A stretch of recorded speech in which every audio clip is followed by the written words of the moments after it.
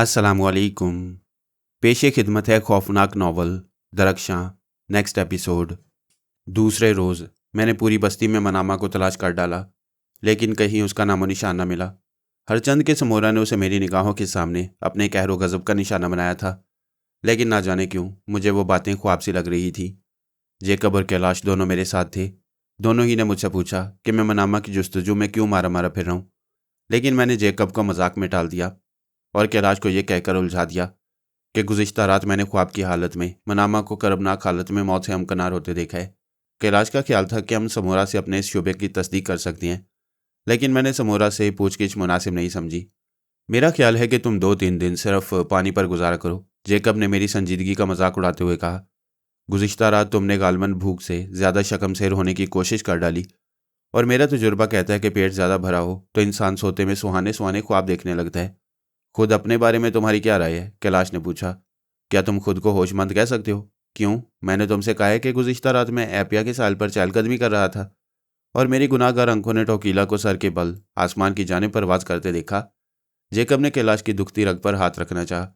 तुम गुफ्तगू के अलावा शक्ल से भी इस वक्त किसी थर्ड क्लास थिएटर के मस्करे लग रहे हो, कैलाश बोला। किसी की भयानक मौत को सुहाने ख्वाब के नाम से याद नहीं किया जा सकता। अलबत्ता रूपा जिन हालात का शिकार हुई थी उसे मैं अपनी गलती तस्लीम करता हूँ, जेकब जल्दी से बोला। जुबान ही तो है, फिसल गई होगी, मगर क्या तुम इसे दानिशमंदी कहोगे कि हम एक गुमनाम जजीरे में किसी अजनबी के बारे में इस तरह पुरसशे अहवाल कर रहे हैं जैसे वो हमारा करीबी अजीज रहा हो? किसी शुबे की तस्दीक करने में कोई मुजायका भी नहीं तस्लीम, जेकब ने बहस करते हुए कहा। अब फ़र्ज़ कर लो कि जमाल का ख्वाब इत्तफाकन दुरुस्त साबित होता है, तो तुम क्या करोगे? मनामा की मौत पर कबीले वालों के दरमियान बैठकर सीना को भी करोगे, या इस बात का बाकायदा ऐलान करोगे कि किबला जमाल साहिब को सोते में गैब की बातें नजर आने लगी हैं? आज का सूरज तुम्हारे हक में खासा खुशगवार साबित हो रहा है, कैलाश ने मुस्कुराते हुए कहा। भगवान की बड़ी कृपा कि तुम सुबह ही सुबह चहक रहे हो। तुम इसे सूरज महाराज की बजाय जमाल की मेहरबानी भी कह सकते हो, जेकब ने फिर फिक्रा चुस्त किया। ना जमाल ने सुबह ही सुबह एक मज़का खेज खबर सुनाई होती, ना मुझे शरारत की सूझती। क्या? मैंने हैरत से पूछा। तुम इस वक्त शरारत के मूड में हो? क्यों, क्या मैं इंसान नहीं हूँ? तुम अगर इंसान होते तो उस रात रूपा को मायूस ना करते जब वो बहरी उकाब पर निसफ रात गए तुम्हारे कैबिन पर लाशा के लिए दुआ कराने आई थी। कैलाश ने कुछ ज्यादा ही शोखी का सबूत देते हुए संजीदगी से कहा। तुम चाहते तो उसी रात रूपा के हक में दुआ और दवा फराम करके इंसानियत के जुमरे में शामिल हो सकते थे। क्या मैं ये समझूं कि तुमने मेरे साथ कोई म्यारी मजाक किया है? जेकब ने बुरा समूह बनाया। यह भी तुम्हारे म्यार पर मुनसिर है कि तुम मेरी बात को क्या रंग देते हो। जेकब पलटकर कुछ कहना चाहता था कि सामने से समोर आ गया। वो उस वक्त तन्हा नहीं था, सावरी भी उसके हमरा थी। दोनों किसी गहरी सोच में गर्क थे। मैं खुद को बेपरवाह जाहिर करने के लिए दूसरी जानिब देखने लगा। हवाओं के देवता, मैं इस वक्त तुम्हारी ही तरफ आ रहा था। खैरियत? कैलाश संजीदगी से बोला। तुम कुछ परेशान नजर आ रहे हो। हाँ, औरफीना के जजीरे पर बहुत अरसे बाद किसी ने कबीले के सरदार को मुकाबले की दावत दी है। मैं समझा नहीं, मैंने तेजी से पूछा। मकाला का करिंदा सुबह ही सुबह मेरे पास आया था। उसने कहा है कि 2 रोज़ बाद देवता के स्नान के मौका पर सागू मेरे साथ मुकाबला करेगा। समोरा ने कहा, फिर दबी जुबान में बोला। सागू मकाला का खास आदमी है और औरफीना के जजीरे पर उसकी टक्कर का कोई दूसरा पहलवान नहीं है। सागू अगर जीत गया तो क्या तुम्हें अपनी मौजूदा हैसियत से दस्तबरदार होना पड़ेगा? कैलाश ने पूछा। नहीं, ऐसा नहीं होगा, इस बार सावरी ने हकारत से कहा। तुम्हें शायद हमारे रस्म और रिवाज का इल्म नहीं। इस किस्म के मुकाबले हमेशा उसी वक्त होते हैं जब कोई शख्स सरदार के नायब को हटाकर उसकी जगह लेना चाहे। मैं जानता हूँ, इसमें मकार मकाला की शरारत है, समोरा ने कहा। नायब होने की हैसियत में वो खुलकर मेरे ऊपर वार नहीं कर सकता, इसलिए उसने अपने पिट्ठू को मुकाबले के लिए आमादा किया है और खुद दरमियान से हट गया। वरना उसे चाहिए था कि वो सागू का चैलेंज कबूल करता और नायब का फैसला उन दोनों के मुकाबले के नतीजे पर मुनहसर होता। अगर तुम ये मुकाबला हार गए तो क्या होगा? बात मेरी हार जीत की नहीं, नायब की तकर्री की होगी, समोरा बोला। तुम्हारी इत्तला के लिए भी बता दूं कि मुकाबले के दरमियान दोनों फरीक हर किस्म का हरबा इस्तेमाल कर सकते हैं और उनकी टोली के अफराद दूर दूर से उनकी मदद भी कर सकते हैं। ओह, मैं चौंक उठा। गोया मकाला ने एक तीर से 2 शिकार करने की कोशिश की है। एक तरफ उसने सागू को तुम्हारे मुकाबले पर खड़ा कर दिया और दूसरी तरफ बदबख्त सोकारू को भी तुम्हारे ऊपर अपने काले जादू और गंदे इल्म को आजमाने का मौका फराहम कर दिया। मुझे खुलकर बताओ समोरा, क्या ये मुकाबला तुम्हारी मौत पर भी ख़त्म हो सकता है? हाँ, अगर एक फरीक चाहे तो दूसरे फरीक की मौत तक मुकाबला जारी रख सकता है, लेकिन आमतौर पर ऐसा नहीं होता। सरदार के साथ मुकाबले का मकसद सिर्फ नायब का चुनाव होता है। अगर इसी मौका पर कोई दूसरा मुंतखब होने वाले नायब को ललकार दे तो फिर उन दोनों के दरमियान मुकाबला होता है। क्या तुम्हें यकीन है कि सागू की तरफ से मुकाबला जारी रखने की सूरत में तुम उसे पिछाड़ लोगे? कैलाश ने संजीदगी से समोरा के चेहरे के तासुरात का जायजा लेते हुए पूछा। मुझे अपने बारे में कोई गलत फहमी नहीं, लेकिन सागू अभी मेरे सामने बच्चा है। फिर तुम परेशान क्यों हो? मुकाबले के वक्त सरदार को वो निशानी भी कबीले वालों के सामने रखना पड़ती है जो सरदार के पास देवताओं की अमानत होती है। क्या तुम्हारे पास भी ऐसी कोई निशानी मौजूद है? कैलाश ने सवाल किया। मैंने समोरा को जवाब देने का मौका नहीं दिया। मैं समझ गया कि वो मुझे क्या बताना चाह रहा था। उसकी परेशानी का सबब वो कीमती मुजस्मा था जो हैरत अंगेज तौर पर उसके पास से गायब होकर टॉमी के जरिए मेरी तहवील में आ चुका था। मकालो को यकीनन उसकी गुमशुदगी की भनक मिल गई होगी, इसलिए उसने समोरा को बेहक वक्त कई इम्तिहानात में उलझाने की कोशिश की थी। समोरा, मैंने उसकी मजबूरी को ताड़ते हुए जल्दी से कहा, क्या तुम्हारे बजाय तुम्हारी टोली का कोई दूसरा आदमी सागू से मुकाबले के लिए मैदान में नहीं आ सकता? आ सकता है, लेकिन ऐसी सूरत में कबीले के लोग सरदार को इज्जत की नज़रों से नहीं देखते। तुम परेशान मत हो, मैं कोशिश करूंगा कि तुम्हारी मुश्किलात हल हो जाएं। देवताओं की वो अमानत, तुम उसे अपने साथ लेकर मैदान में जाओगे। मैंने निहायत वसूख से कहा, मैं तुम्हारा पूरा पूरा साथ दूंगा और तुम गलतफहमी का शिकार होकर सागू के हाथों मौत के घाट उतर जाओगे। जेकब ने अपनी जुबान में कहा। भोंपू, क्या तुम अपनी मनहूस जुबान बंद नहीं रख सकते? कैलाश ने सावरी की मौजूदगी को महसूस करते हुए जेकब को सख्त तंबीही लहजे में कहा। मैं समझ रहा हूँ, तुम दोनों एक हसीन दोशीज़ा को शीशे में उतारने की खातिर डींगे मार रहे हो। मैं लानत भेजता हूँ ऐसे झूठ पर जो किसी की ज़िंदगी के लिए खतरनाक साबित हो, जेकब ने झिल्लाते हुए कहा। फिर एक नज़र सावरी पर डाली और पलट कर तेजी से चला गया। ये भोंपू अभी क्या कह रहा था? समोरा ने पूछा। शायद वो किसी बात पर उलझ रहा था। हाँ, कैलाश ने बड़ी खूबसूरती से बहाना तराशा। भोंपू कह रहा था कि अगर तुम्हारी जगह उसे सागू से मुकाबले का मौका मिल जाए तो वह पलक झपकते में उसकी हड्डियों का सुरमा बना सकता है। मुझे सागू से कोई खतरा नहीं। समोरा ने अपना जुमला नामुकम्मल छोड़कर मेरी जानिब रहम तलब नज़रों से देखा। मेरी बात पर एतमाद रखो समोरा, मैं तुम्हारी परेशानी का सबब जानता हूँ। तुम जाकर सागू से मुकाबले की तैयारी करो, बाकी काम मैं कर लूँगा। हवाओं के देवता, क्या तुम भूल गए कि? अपनी जुबान बंद रखो, मैंने डपट कर जवाब दिया। कुछ बातें ऐसी होती हैं जिन्हें इंसान को खुद अपने साय से भी पोशीदा रखना चाहिए। तुम इत्मीनान रखो। जिस उलझन ने तुम्हें परेशान कर रखा है वो मैं दूर कर दूंगा। तुम सागू से मुकाबले के वक्त पूरी शान से मैदान में जाओगे और देवताओं की अमानत भी तुम्हारे साथ होगी। समोरा ने कोई जवाब नहीं दिया, अकीदत भरी निगाहों से मुझे देखने लगा। हमारी लाजवाल कुव्वतें तुम्हारे साथ होंगी। कैलाश ने मेरी यकीन दहानी पर संजीदगी से कहा। सागू की शिकस्त को हम उसकी इबरतनाक मौत में भी बदल सकती हैं। क्या तुम उसकी मौत को पसंद करोगे? दुश्मन को सर उठाने से पेशतर ही पैरों तले कुचल डालना दानिशमंदी कहलाता है। मुकाबले के दौरान अगर मुझे मौका मिला तो मैं उसे मौत के घाट उतारने से भी दरेग नहीं करूंगा। तुमने कहा था कि मुकाबले के दौरान फ्रीकैन की टोलियों के अफराद भी अपनी पुरस्रार कुव्वतों का मुजाहरा कर सकते हैं।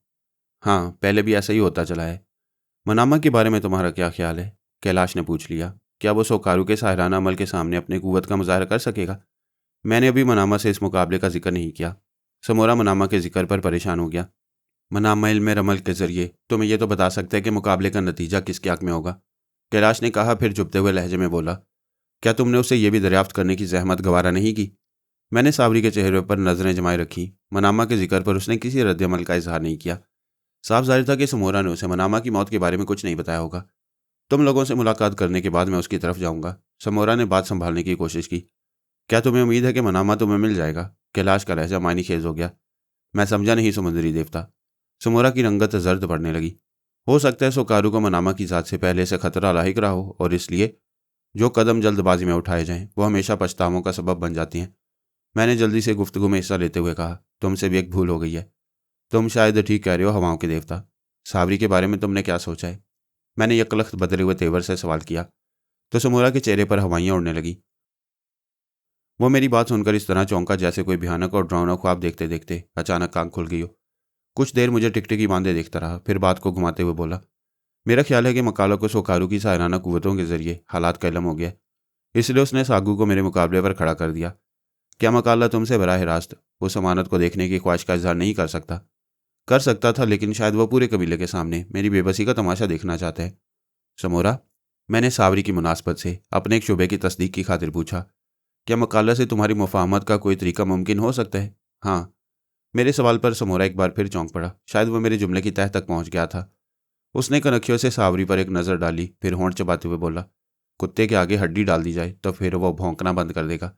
हड्डी खत्म हो जाने के बाद कुत्ता दोबारा भौंकना शुरू कर देगा। तुम ठीक कहते हो, लेकिन एक तरीका ऐसा है जो कुत्ते के वजूद को हमेशा के लिए ख़त्म कर सकता है। हड्डी में जहर मिलाकर पेश किया जाए। नहीं, मैंने अचानक सख्त और नागवार अंदाज इख्तियार कर लिया। तुम कबीले के सरदार हो, कोई ऐसी गिरी हुई हरकत नहीं करोगे जो तुम्हारी शान के खिलाफ हो। मकाला का खतरा टल जाए तो कबीले में उसकी टोली का जोर भी टूट जाएगा। तुम शायद भूल रहे हो समोरा कि हम तुम्हारे साथ हैं। मैंने तिल मिलाकर कहा तो समोरा कांप उठा। तुम अजीम हो, तुम्हारी कुव्वतें लाजवाल हैं, लेकिन क्या तुम्हें यकीन है कि हालात? वक्त का इंतजार करो और खामोशी से तमाशा देखते रहो। मैंने उसका जुमला काटते हुए कहा, मकाला से मुफाहमत का जो तरीका तुम्हारे जहन में है उसे जहन से निकाल दो, वरना खसारे में रहोगे। मेरा लहजा इतना सफाक था कि समोरा फुरेरी लेकर खामोश हो गया। सावरी मेरी जानिब बार बार मायनी खेज और वजाहत तलब नज़रों से देख रही थी। कैलाश हालात की नौयत से नावाकिफ था, इसलिए उसने भी खामोशी इख्तियार कर रखी थी। अलबत्ता बार बार ऐसे अंदाज में अपने चेहरे के तासुरात बदल लेता था जैसे हमारी गुफ्तगू का लुबे लुबाब उसकी समझ में भी आ रहा हो। तुमने मेरी बात का कोई जवाब नहीं दिया। हवाओं के देवता, तुमको हालात का इल्म नहीं, वो दबी जुबान में बोला। मेरे साथ धोखा किया गया है। हमें हालात का इल्म नहीं है? मैंने हकारत से समोरा को यूं घूरा जैसे उसके जुमले से हमारी सख्त तौहीन हुई हो। क्या तुम अपने होशोवास में हो? मैं मुआफ़ी चाहता हूँ, समोरा गिड़गिड़ाने लगा। नहीं, कैलाश ने मौके की मुनासबत से गरज कर जवाब दिया। तुम बदतरीन सज़ाओं के मुस्तहिक हो। तुमने देवताओं की शान में गुस्ताखी करके मुकद्दस औरिगा को भी नाराज़ करने की कोशिश की है। रहम रहम, समुद्री देवता रहम। तुम जाकर सागू से मुकाबले की तैयारी करो। सावरी हमारे साथ जाएगी, मैंने कुछ सोचकर फैसला कुन लहजे में कहा। मकालो और कबीले के लोग इस बात को पसंद नहीं करेंगे, समोरा ने खौफजदा आवाज़ में कहा। वो सावरी को मेरे अलावा किसी और के साथ बर्दाश्त नहीं करेंगे। मैं जानता हूँ, इसलिए सावरी को अपने साथ ले जाना चाहता हूँ। वो तुम्हारी जान के दुश्मन हो जाएंगे। हमारा फैसला अटल है, सावरी हमारे साथ जाएगी। मैंने करख्त लहजा इख्तियार कर लिया। बोलो, क्या तुम मेरे हुक्म से सरताबी की जुर्रत कर सकोगे? नहीं, समोरा ने जल्दी से कहा, फिर अपना होंठ काटने लगा। फिर हम समोरा से मिलकर वापस हुए तो सावरी हमारे साथ थी। उसने हमारे साथ आने में किसी पसोपेश का इजहार नहीं किया। सावरी को अपने साथ लाने में सिर्फ इतनी मसलियत थी कि मैं उसे हालात के भंवर से महफूज रखना चाहता था। बोगा और समोरा के दरमियान होने वाली गुफ्तगू सुन लेने के बाद मैंने यही अंदाज़ा लगाया था कि बोगा ने सावरी को पुरस्कार बनाकर समोरा के हवाले किया होगा। उसे अपने बुजुर्गों के जरिए पेश आने वाले वाक़यात का इल्म था, इसलिए उसने सावरी को बचाने की खातिर यह कहानी कर दी कि अगर इसकी इज्जत की हिफाजत ना की गई और इसके जिस्म को पामाल किया गया तो देवता नाराज़ हो जाएंगे और समोरा की सरदारी भी खतरे में पड़ जाएगी।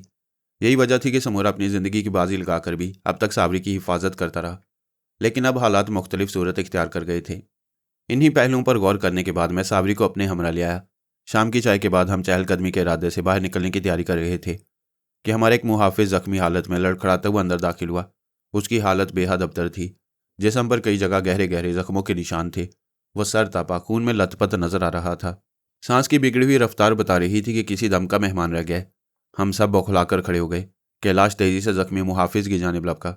ये कैसे हुआ? वो सावरी का मुतालबा कर रहे हैं समुद्री देवता, मुहाफिज ने अटक अटक कर कहा। उन्होंने मेरे साथी को मार डाला। मैंने पहले ही कहा था कि अजनबी और खूबसूरत औरत का वजूद अपने अतराफ खतरों और खून खराबों को जन्म देता है, लेकिन जेकब, मैं झुला गया। खुदा के लिए इस वक्त अपनी जुबान बंद रखो। वो तादाद में कितने हैं? कैलाश ने जख्मी से पूछा। 8।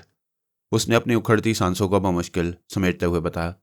उन्होंने अपने चेहरों पर दरख्तों की छाल के नकाब चढ़ा रखे हैं। वो अचानक हम पर टूट पड़े थे, वरना। जमाल, जल्दी करो, अपने रिवॉल्वर संभालो, कैलाश ने तेजी से कहा। हमारे पास अब मुकाबले के सिवा कोई चारा नहीं। एक चारा है जिसे उनके सामने डालकर वापस किया जा सकता है। जेकब ने नफरत से सावरी को घूरते हुए कहा। वो अंदर आने की जरूरत नहीं करेंगे। वो मुकद्दस औरिगा के नाम पर सावरी को वापस मांग रहे हैं। तुम्हारी तरफ से इनकार की सूरत में वो तुम्हें मुकाबले के लिए ललकारेंगे। शायद सोकारू ने उन्हें भड़का। जख्मी अपना जुमला मुकम्मल कर सका। उसकी गर्दन एक तरफ ढलक गई। जेकब ने हाथ उठाकर अपने सीने पर सलीब का निशान बनाया, फिर उसके होंठ हरकत करने लगे। शायद वो मरने वाले के लिए दुआएं मगफिरत कर रहा था। मैंने और कैलाश ने अपने अपने रिवॉल्वर संभाल लिए। सावरी का चेहरा दहशत से जर्द पड़ गया था। हमने दरवाजे में झिरी करके बाहर का जायजा लिया। वह तादाद में 8 थे। अहाते के बाहर सीना ताने खड़े, बाहर हमारे निकलने के मुंतजिर। दूसरे मुहाफिज की लाश उन्होंने नेज़े पर बुलंद कर रखी थी। यह गालिबन हमारे लिए इस बात का खुला चैलेंज था कि या तो हम उनसे मुकाबला करें या खामोशी से सावरी को उनके हवाले कर दें। समोरा ने जिस खतरे का इजहार किया था वो हमारी निगाहों के सामने था। उनकी तादाद सिर्फ 8 थी, जिन्हें हमारे रिवॉल्वर की गोलियां आसानी से चाट कर ख़त्म कर सकती थी। लेकिन इस तरह बात बढ़ जाने का अंदेशा था। मौत और ज़िंदगी का वो खेल कब तक जारी रखा जा सकता था? कैलाश की मौजूदगी में मेरे लिए अब रबीक का इस्तेमाल भी मुमकिन नहीं था। जीनी की पुरस्रार रूह ने सख्ती से ताकीद की थी कि रबीक के सिलसिले में मुझे अपनी ज़ुबान बंद रखनी होगी, वरना इसकी तासीर ख़त्म होगी। अचानक मुझे ब्लो पाइप का ख्याल आ गया। मैं लपक कर उसे उठा लाया। सावरी ने मेरे पास ब्लो पाइप की मौजूदगी को हैरत भरी नज़रों से देखा, लेकिन वो वक्त वजाहतों का नहीं था। मैंने एहतियात से काम लेते हुए पूछा, क्या तुम इस अनोखे और ख़तरनाक हथियार का इस्तेमाल जानती हो? हाँ, वो कांपती हुई आवाज़ में बोली। तुम इसके ज़रिए अपने दुश्मनों को निहायत आसानी से एक एक करके ख़त्म कर सकते हो, लेकिन ये तुम्हारे पास कहाँ से आया? क्यों, क्या तुम्हारे कबीले के लोग इसका इस्तेमाल नहीं करते? बहुत पुरानी बात है, उसने कहा, लेकिन अब मुकामी लोगों के पास एक ज़माने से जहरीली सुइयां का ज़ख़ीरा ख़त्म हो चुका है, इसलिए वो इसका इस्तेमाल भूलते जा रहे हैं। जमाल, जल्दी करो, कैलाश चिल्लाते हुए बोला। हमें पहली फुर्सत में उनकी निस्फ तादाद को ख़त्म कर देना चाहिए। वो धमाकों की आवाज़ सुनकर रुकने की हिम्मत नहीं करेंगे। कैलाश ने अपने जुमले के इख्तिताम के साथ ही रिवॉल्वर वाला हाथ बुलंद किया, लेकिन मैंने जल्दी से उसे रोक दिया, यह समझाकर मुतमईन कर दिया कि रिवॉल्वर काम इस्तेमाल उनके दिलों से धमाके का खौफ दूर कर देगा। फिर मैंने सावरी को इशारा किया। वह सहमे हुए अंदाज में दरवाजे के करीब आ गई। ब्लो पाइप को मुंह में दबाकर उसने पहली जहरीली सुई हवा में फेंकी। उसका निशाना खता नहीं गया। जिस शख्स ने दूसरे मुहाफिज की लाश को बेदर्दी से नेज़े पर बुलंद कर रखा था, वो तेवराकर फर्श पर ढेर हो गया। उसके साथी चौंक कर 2 कदम पीछे हट गए। उसी लम्हे जीनी की पुरस्कार आवाज़ मेरे कानों में गूंजी, तुम बाहर निकलकर तन्हा उनका मुकाबला करो। तुम अजीम और लाजवाल कुव्वतों के मालिक हो, वो तुम्हारे सामने कदम नहीं जमा सकेंगे। क्या तुम मेरे साथ मजाक कर रही हो? मैंने आलम तसव्वुर में जीनी से कहा। वह अब भी तादाद में साथ हैं। उनके नेज़े मेरे जिस्म को पल भर में छलनी कर देंगे। मैं तुमसे किसी बात की वजाहत नहीं कर सकती, लेकिन यह हकीकत है कि तुम बेपनाह पुरस्कार कुव्वतों के मालिक हो। मेरी बात पर यकीन करो, बेधड़क बाहर निकल कर उन्हें बता दो कि तुम देवताओं से ज़्यादा ताकतवर और नाकाबिले तस्खीर हो। जीनी, क्या तुम? मेरे पास वक्त कम है और मैं ज़्यादा देर तक तुम्हारे करीब नहीं रुक सकती। क्यों, आखिर बात क्या है? मैंने हैरत से पूछा। मुझे अफसोस है, मैं तुम्हें बताने से मजबूर हूँ, लेकिन वक्त की कदर करो, मैं जा रही हूँ। जीनी की आवाज़ सुनकर मेरे दिल की धड़कनें तेज़ हो गईं। एक बार पहले भी उसने कुछ ऐसे जुमले कहे थे। कोई ख़ास सबब था जिसकी वजह से वो मेरे पास रुकने से कतराती थी, लेकिन वो क्या राज था? सावरी एक आदमी को ठिकाने लगा देने के बाद दूसरी जहरीली सुई ब्लो पाइप में रखने जा रही थी। मैंने उसे रोक दिया।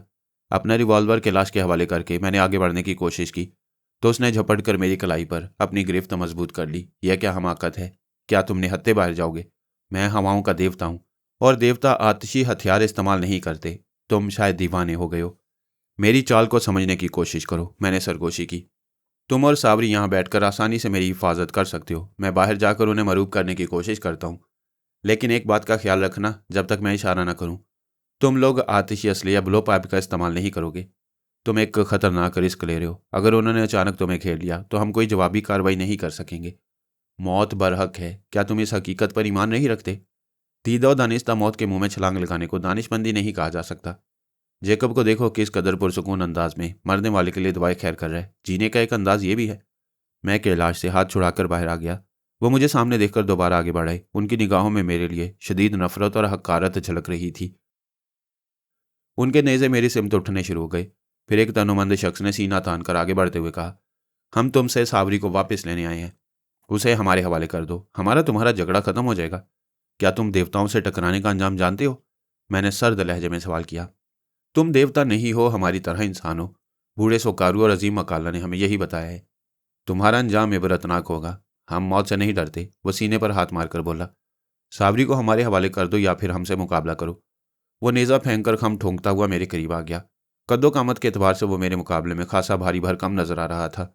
जीनी की आवाज़ कानों में ना गूंजी होती तो शायद मैं उन दरिंदों के करीब जाने का तसव्वुर भी ना करता, लेकिन अब मैं उनके सामने खड़ा था। मेरे पास इसके सिवा कोई चारा नहीं था कि मैं उनका मुकाबला करता। मैंने भारी भरकम आदमी को हकारत भरी नज़रों से देखा। मैं नफ्सियाती एतबार से उसे मरूब करना चाहता था, लेकिन उस पर कोई असर नहीं हुआ।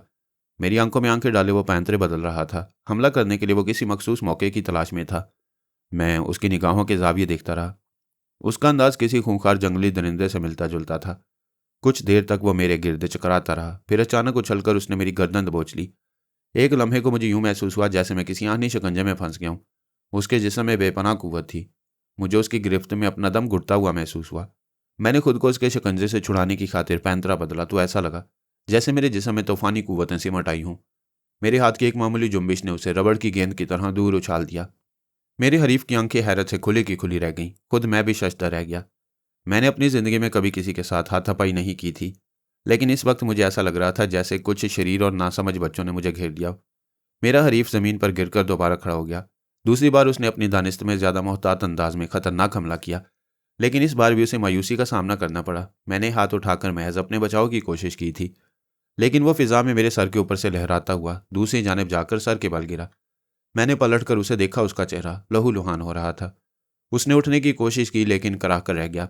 उसका हशर देखकर उसका दूसरा साथी आगे बढ़ा, लेकिन मेरी एक हिट होकर ने उसे भी जमीन बोस कर दिया। फिर वो यके बाद दीगरे मुझ पर हमलावर होते रहे, लेकिन उनका अंजाम खतरनाक होता रहा। जीनी ने गलत नहीं कहा था। मैं इस वक्त अपने जिस्म के अंदर बिजली के शरारे महसूस कर रहा था, जैसे मेरी रगों में खून की बजाय आग भरी हो। मेरे हरीफ भी बहुत ढीठ साबित हुए। जब तक वो कदमों पर उठने के काबिल रहे, बार बार मेरे मुकाबले पर आते रहे। फिर जब वो निढाल हो गए तो मेरे सामने हाथ जोड़ने लगे। हवाओं के देवता, हमें माफ़ कर दो। खबीस ओकारू ने हमें धोखा देकर तुम्हारे मुकाबले पर आमादा किया था। हम बेकसूर हैं। जाओ, दफा हो जाओ, और सोकारू को बता देना कि देवताओं से टकराने का अंजाम दूसरी बार भयानक मौत की सूरत में जाहिर होगा। मैंने गरज कर कहा। वो मेरी आवाज़ सुनकर कांपते हुए उठे, लेकिन फिर एक एक करके दोबारा गिरने लगे। मैंने पलटकर पुश्त की सिमत देखा। सावरी ब्लो पाइप हाथ में लिए खड़ी थी। उसका चेहरा शोलों की तरह दहक रहा था। मुझे ये समझने में कोई दुश्वारी नहीं पेश आई कि मेरे हरीफ दूसरी बार क्यों गिरे थे। सावरी ने अपने इंतकाम की आग बुझाने के लिए उन्हें हमेशा की नींद सुला दिया था। कैलाश सावरी के करीब खड़ा मुझे फटी फटी निगाहों से देख रहा था। शायद उसे अपनी बहनाई पर यकीन नहीं आ रहा था। खुद मेरी अपनी कैफियत भी कैलाश से मुख्तलिफ नहीं थी। वो वैश्यों के दरमियान पली बड़ी थी, लेकिन उसने उनकी बूबाज को नहीं अपनाया। अपने वतन और घर बार से हज़ारों मील दूर होने के बावजूद वो अपनी तहजीब को नहीं भूली। यही वजह थी जो अचानक दीवानगी की सरहदों को फांग कर जुनून की सरहदों तक जा पहुंची। दुश्मन उसको पामाल कर देने की खातिर अपने साथ ले जाने आए थे। मैं उन्हें इस काबिल छोड़ना चाहता था कि वो अपने कदमों से वापस जा सकें और मकालों को अपनी टूटी फूटी हालत दिखाकर बावर करा सकें कि अब सावरी हमारी पनाह में थी। लेकिन उसने अचानक सामने आकर उन्हें अब्धी नींद सुला दिया। बहुत देर तक वो गुस्से की शिद्दत से दो चार रही, किसी बुत की तरह खामोश खड़ी उनकी लाशों को हकारत भरी निगाहों से घूरती रही। फिर जब जुनून में कमी आई तो उसने ब्लो पाइप और जहरीली सुइयां मेरी तरफ फेंक दी। मुंह ढांप कर किसी मासूम बच्ची की मानंद फूट फूट कर रोने लगी। कैलाश उसे तसल्ली देकर अंदर ले आया। खासी देर तक वो सहमी सहमी बैठी सिसकती रही, फिर नॉर्मल होने लगी। हमारे बेहद असरार पर उसने अपनी दास्तान हयात दोहरानी शुरू कर दी। उसकी कहानी भी जीनी से मिलती जुलती थी। हालात का शिकार होकर वो भी अपने बाप कोरल के साथ ओरोफीना के जजीरे तक आ गई थी। उसका बाप सयाह था, इसलिए दुनिया की मुख्तलिफ ज़ुबानों से वाकिफ़ था। जनूबी अफ्रीका के अंदरूनी इलाकों में उसने अपना खासा वक्त बर्बाद किया था। वहीं उसने काले जादू की तालीम हासिल की थी और मुस्तकबिल बीनी में दस्तरस हासिल की थी। बोगा नहीं चाहता था कि कोरल को मौत का हुक्म सुनाए। वो उसे अपना नायब बनाना चाहता था। उसकी इसी ख्वाहिश ने मक्काला और सोकारू को उसका दुश्मन बना दिया।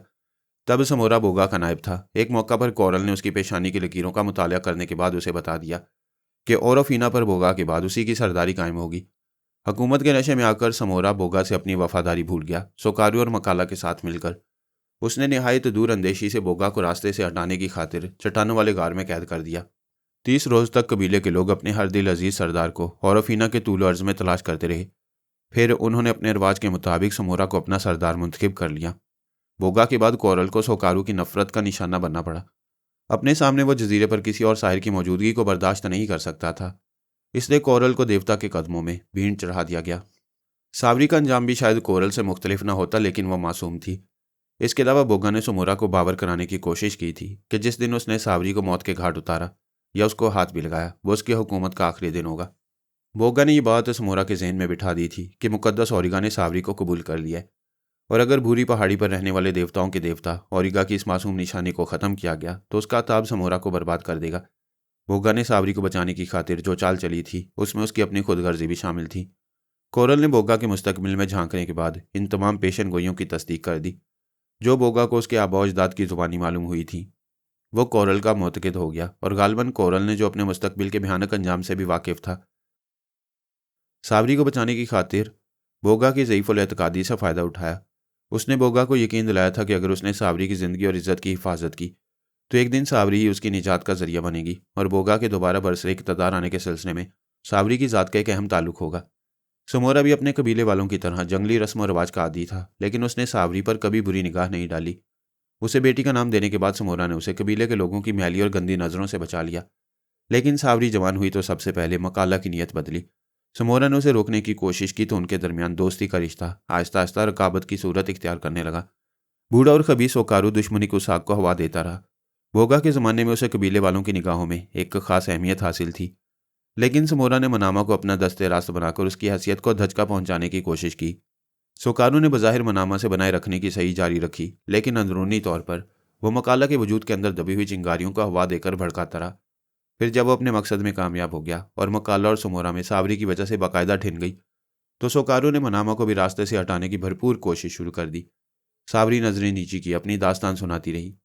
समोरा ने उसे बोगा के राज से सिर्फ इसी हद तक आगाह किया था कि वो मरा नहीं, जिंदा है, और देवताओं ने एक खास मुद्दत के लिए उसे अपने पास बुला लिया है। उसने सावरी को सख्ती से ताकीद कर दी थी कि वह देवताओं के इस मुकद्दस राज को सिर्फ अपने सीने तक महफूज रखे। अलबत्ता अगर अचानक कभी समोरा का सूरज गुरूब हो जाए तो वह कबीले के लोगों पर इस राज का इंकशाफ कर सकती है।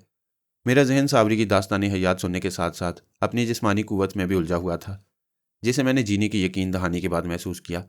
7-8 हट्टे कट्टे और तनोमंद वैशी दरिंदों से मुकाबला करना किसी इंसान के बस की बात नहीं, लेकिन मैंने किसी हथियार के बगैर वो कारनामा सर अंजाम दिया था। शायद जीनी की पुरस्कार रूह ने अपनी तमाम तर कुव्वतें रबीक के जरिए मुझे बख्श दी थी। मुकद्दस बाप, मैं तुम्हारी पनाह की तलबगार हूँ। सावरी ने अपनी दास्तान खत्म करने के बाद अचानक जेकब से दरख्वास्त की तो वह गड़बड़ा कर रह गया।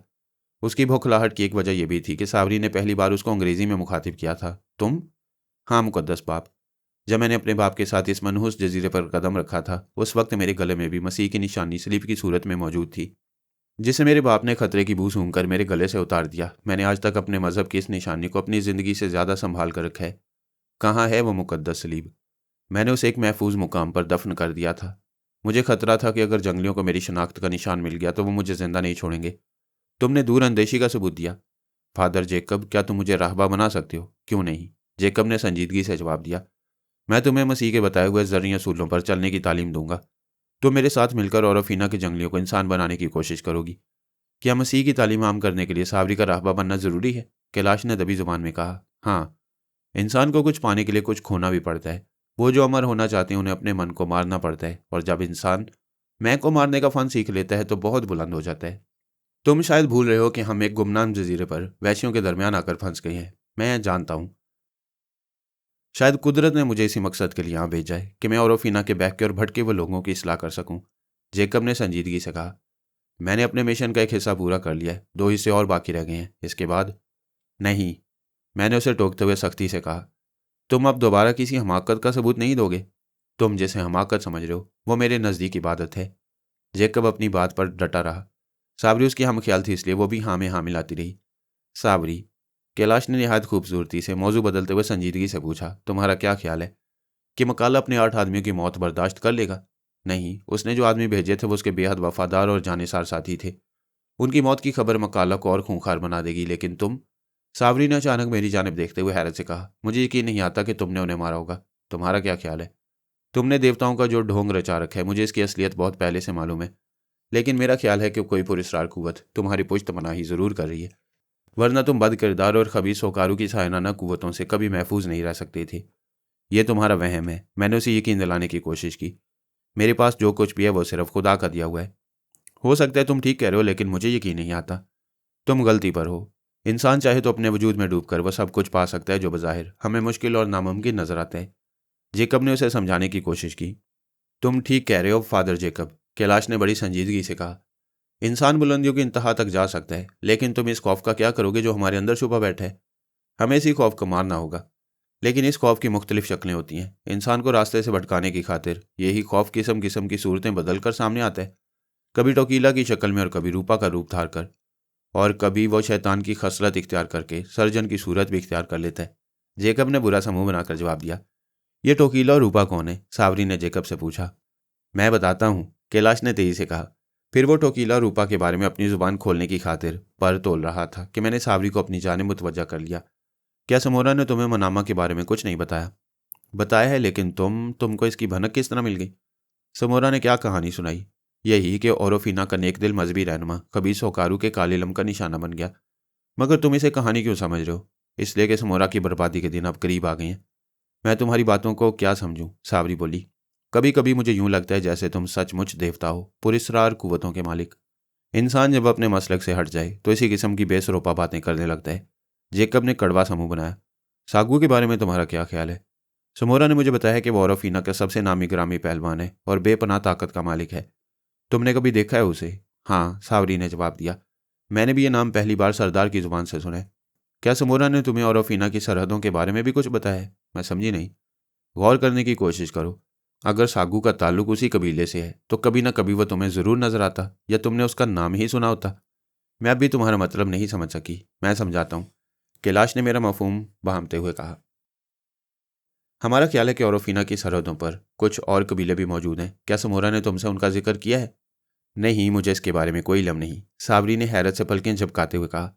सरदार ने मुझे सिर्फ यही बताया कि सागू मकाला का खास पिट्ठू है और आज तक उसने उखाड़े में किसी को अपने ऊपर सबकत नहीं लेने दी। कार्डोबा का क्या चक्कर है? मैंने पूछा। समोरा ने बताया था कि वो उसे बहुत दिनों बाद फिर नजर आए, लेकिन अभी तक हमें किसी की मौत की इतला नहीं मिली, कोई ऐसी मौत जिसे कार्डोबा की पुरस्कार कुव्वत से मंसूब किया जा सके। मेरा ख्याल है कि वो कार्डोबा की भटकती हुई रूह है। सावरी खौफ से झुरझुरी लेते हुए बोली। मैंने उसे सिर्फ एक बार देखा था, लेकिन मुझे उसकी निगाहों में या उसकी हरकतों सकनात में जिंदगी की कोई अलामत नजर नहीं आई। यूं लगता है जैसे वो मशीनी अंदाज में चल रहा हो, माहौल से बेखबर और कुर्ब जवार से बेपरवाह। समोरा का ख्याल है कि वह मकाला से अपना इंतकाम लेना चाहता है, लेकिन मकाला अभी तक जिंदा है। हो सकता है कि यह भी कोई गहरा राज हो। मैं तुम्हारी राय से मुत्तफिक हूँ, सावरी बोली। औरफिना की सरजमीन से गुजरने वाली हवाएं भी बेहद पुरस्कार होती हैं। यहाँ जो वाक़यात और हादसात रूनमा होती हैं वो अक्ल सलीम कभी तस्लीम नहीं कर सकती। यहाँ दरिंदगी को इंसानियत और बाहर से टॉमी के अचानक ज़ोर ज़ोर से भौंकने की आवाज़ सुनाई दी तो सावरी अपना जुमला मुकम्मल न कर सकी। मैं और कैलाश तेज़ी से उठकर बाहर की जानिब लपके, फिर दरवाजे पर ही ठिठक कर रुक गए।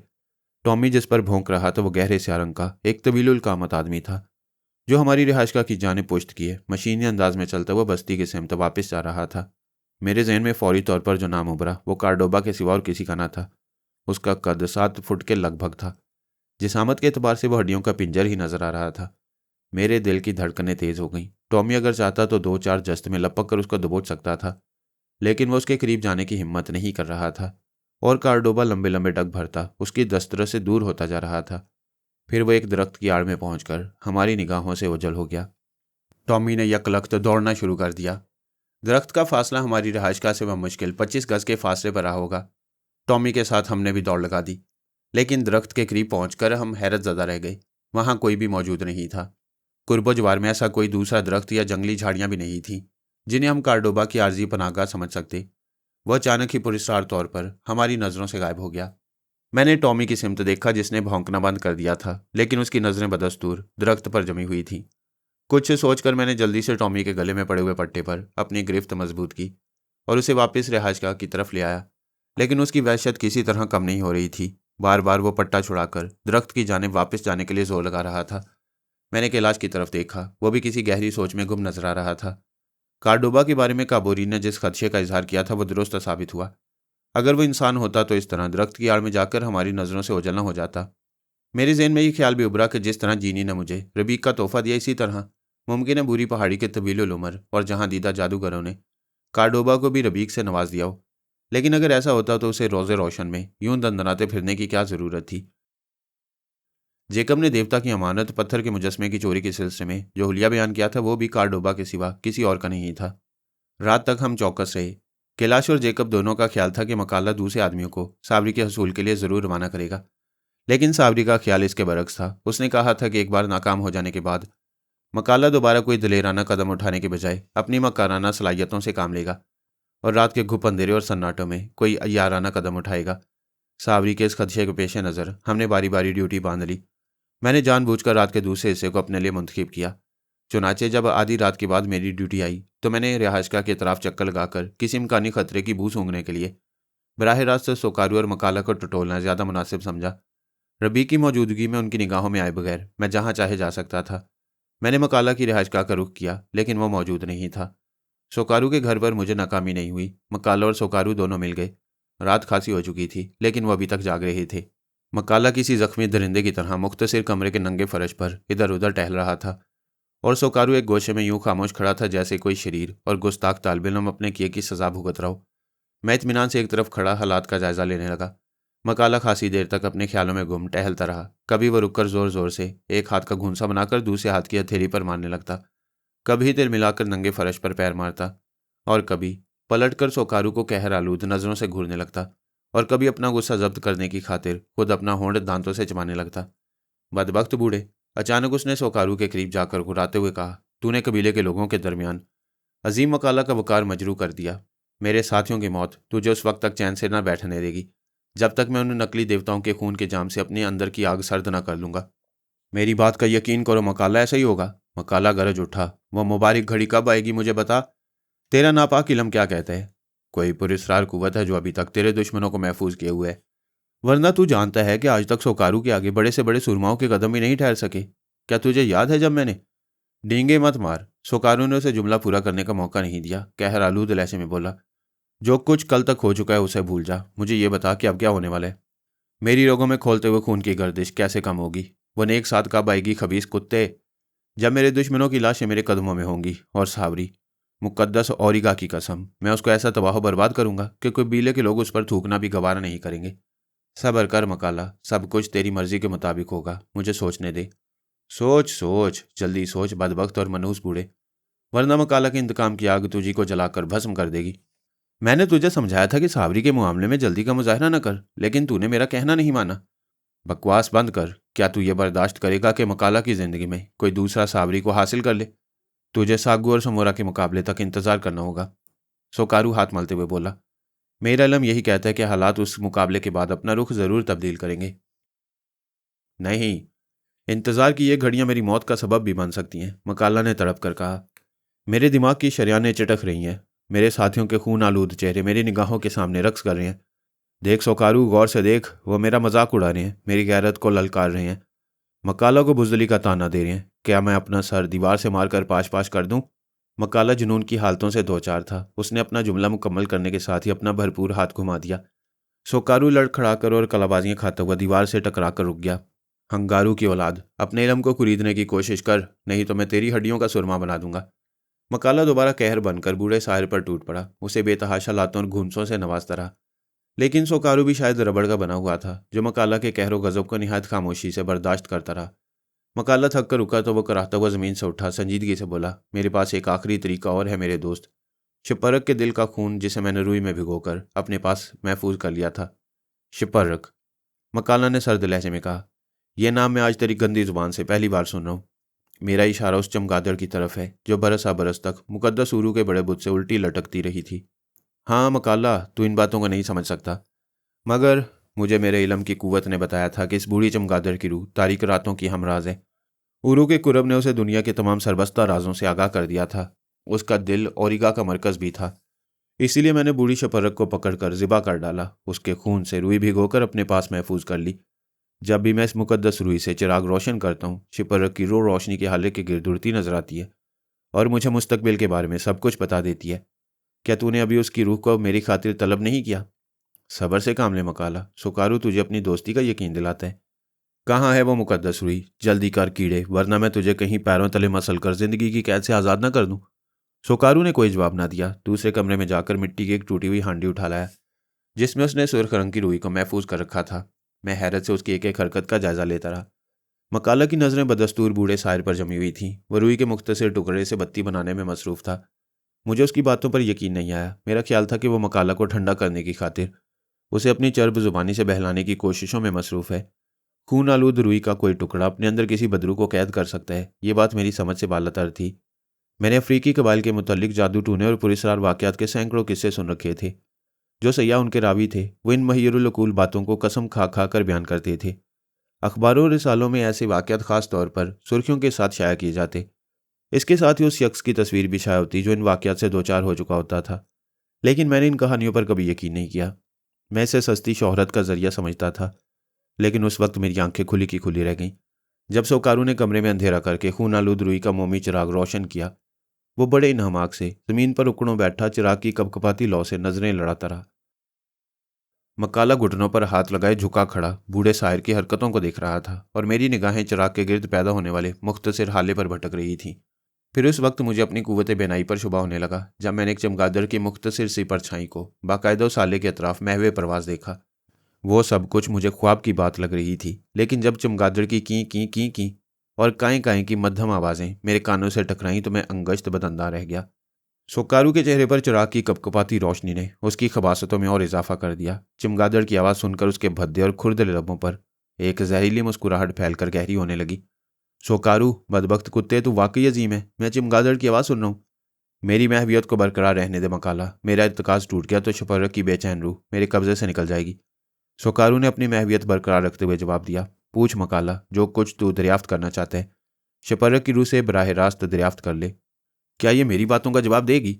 मैं इसकी रहनुमाई करता रहूंगा। वक्त ज़ाया मत कर मकाला, जो कुछ तेरे दिल में है पूछ ले।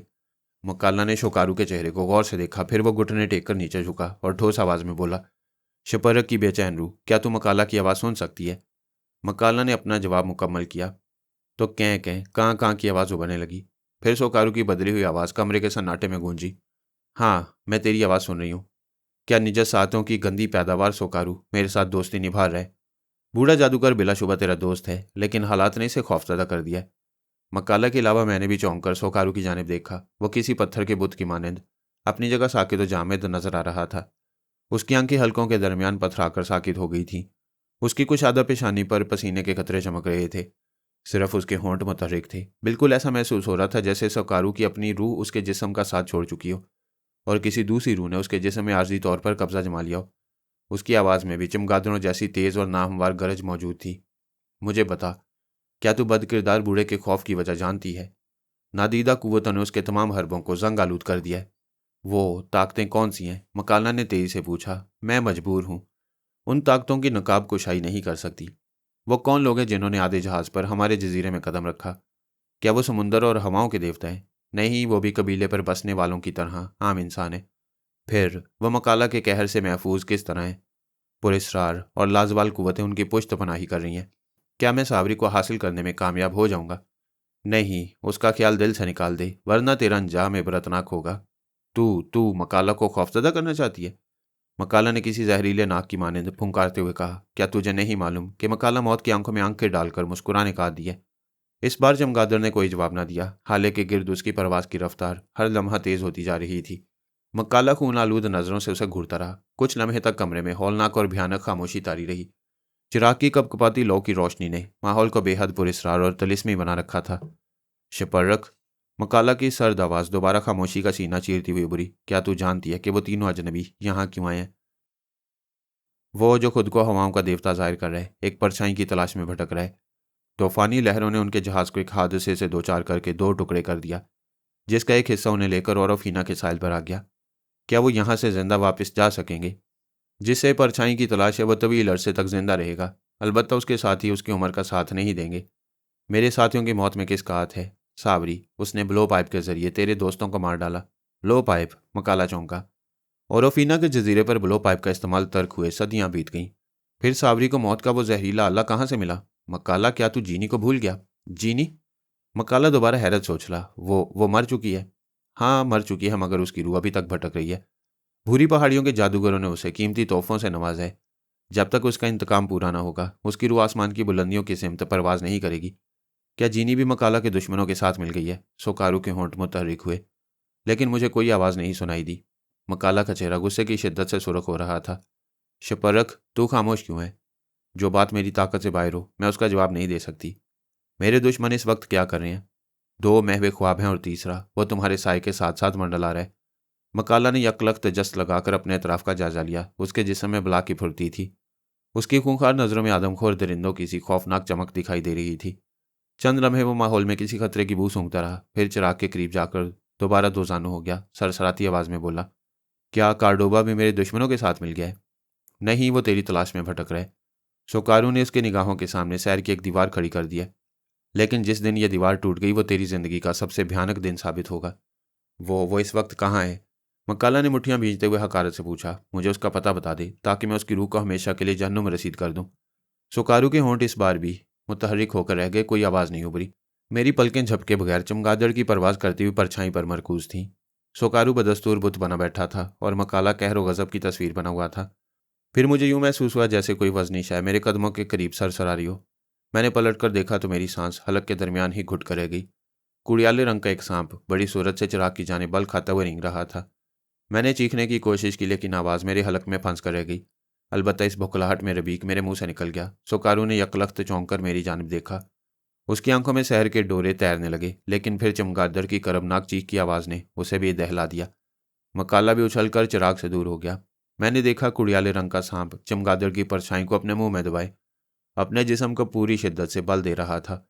सोकारू ने एक बार फिर मेरी जानिब हकारत से देखा। उसकी निगाहों में कुछ ऐसी पुरस्कार कुव्वत मौजूद थी कि मैं उसकी जानिब से अपनी तवज्जो नहीं हटा सका।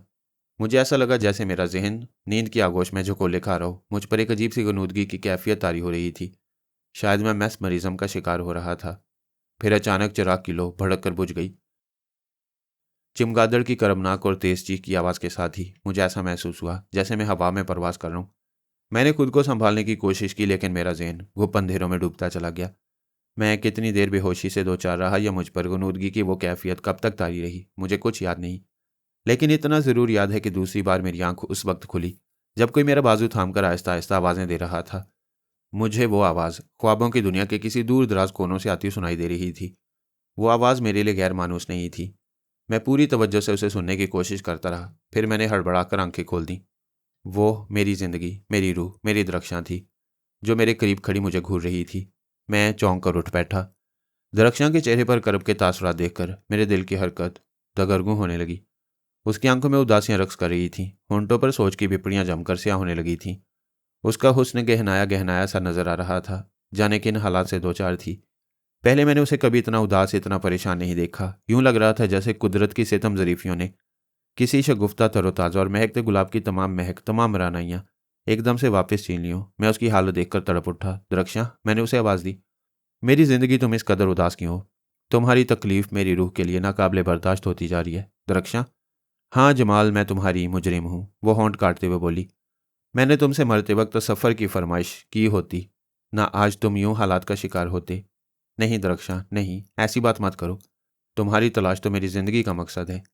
आज़रदा खातिर ना हो, मैं बहुत जल्द तुम्हें दोबारा हासिल कर लूँगा और फिर दुनिया की कोई ताकत हमें एक दूसरे से जुदा नहीं कर सकेगी। काश ऐसा मुमकिन होता। उसकी कमल जैसी शादाब निगाहों में शबनमी कतरे झिलमिलाने लगे। वो उदास और कोई कोई नज़रों से खलाओं में घूरने लगी। ये तुमने क्या कहा? मैंने सहम कर पूछा। क्या मैं? हाँ जमाल, तुमने हालात की तरतीब को उलझा दिया है। वो मुझसे शिकवा करने लगी।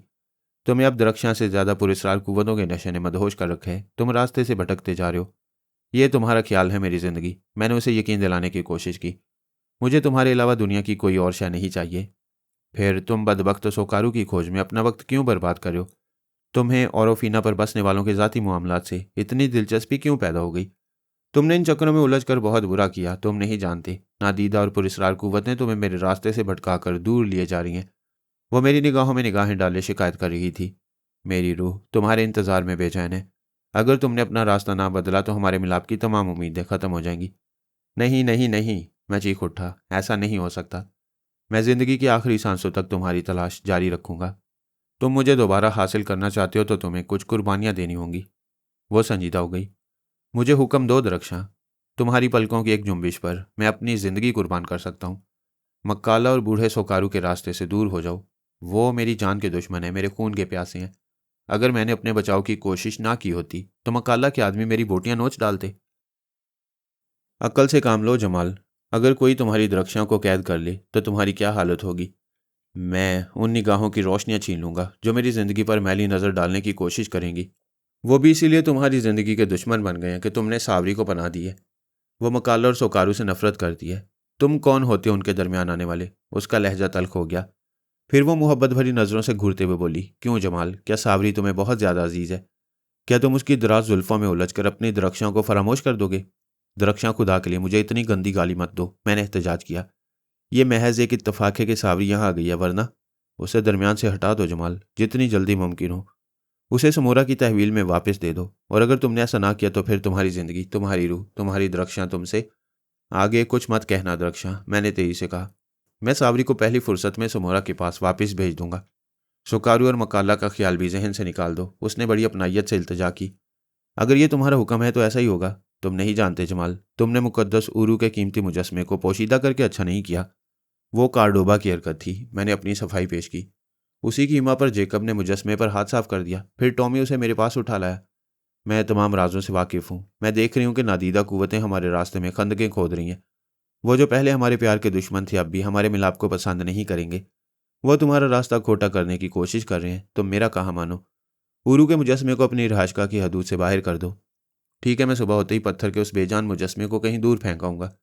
जमाल, दरख्शां के उदास चेहरे पर जिंदगी की निमक जाग उठी। तुम बहुत सीधे साधे बेहद मासूम हो। इसीलिए दुनिया के हसीन फरेब में आ जाते हो। मैंने कोई जवाब नहीं दिया। वालिहाना नज़रों से उसके चेहरे पर फूटती शफक की सुर्खियों को देखता रहा।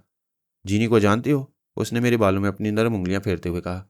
हाँ, वो भी इस मनहूस जजीरे पर मेरी तरह हालात का शिकार हुई है, लेकिन पुरस्रार कुव्वतों ने अब उसके हाथ मजबूत कर दिए हैं। अगर जीनी ने मेरी मदद ना की होती तो शायद मैं अब तक औरफीना के वैश्यों के अताब का निशाना बन चुका होता। क्या जीनी ने तुम्हें कोई कीमती तोहफा दिया है? मैं दरख्शां के सवाल का जवाब देना चाहता था, लेकिन आवाज़ ने मेरा साथ नहीं दिया। फिर मैंने चौंक कर दरख्शां को वजाहत तलब नज़रों से देखा। मेरे ख्याल में एक सवाल बड़ी तेज़ी से उभरा कि अगर वह रूह होकर तमाम कैदोबंद से आज़ाद है, तो फिर मेरे कब्ज़े में रबीक की मौजूदगी से बेखबर क्यों है?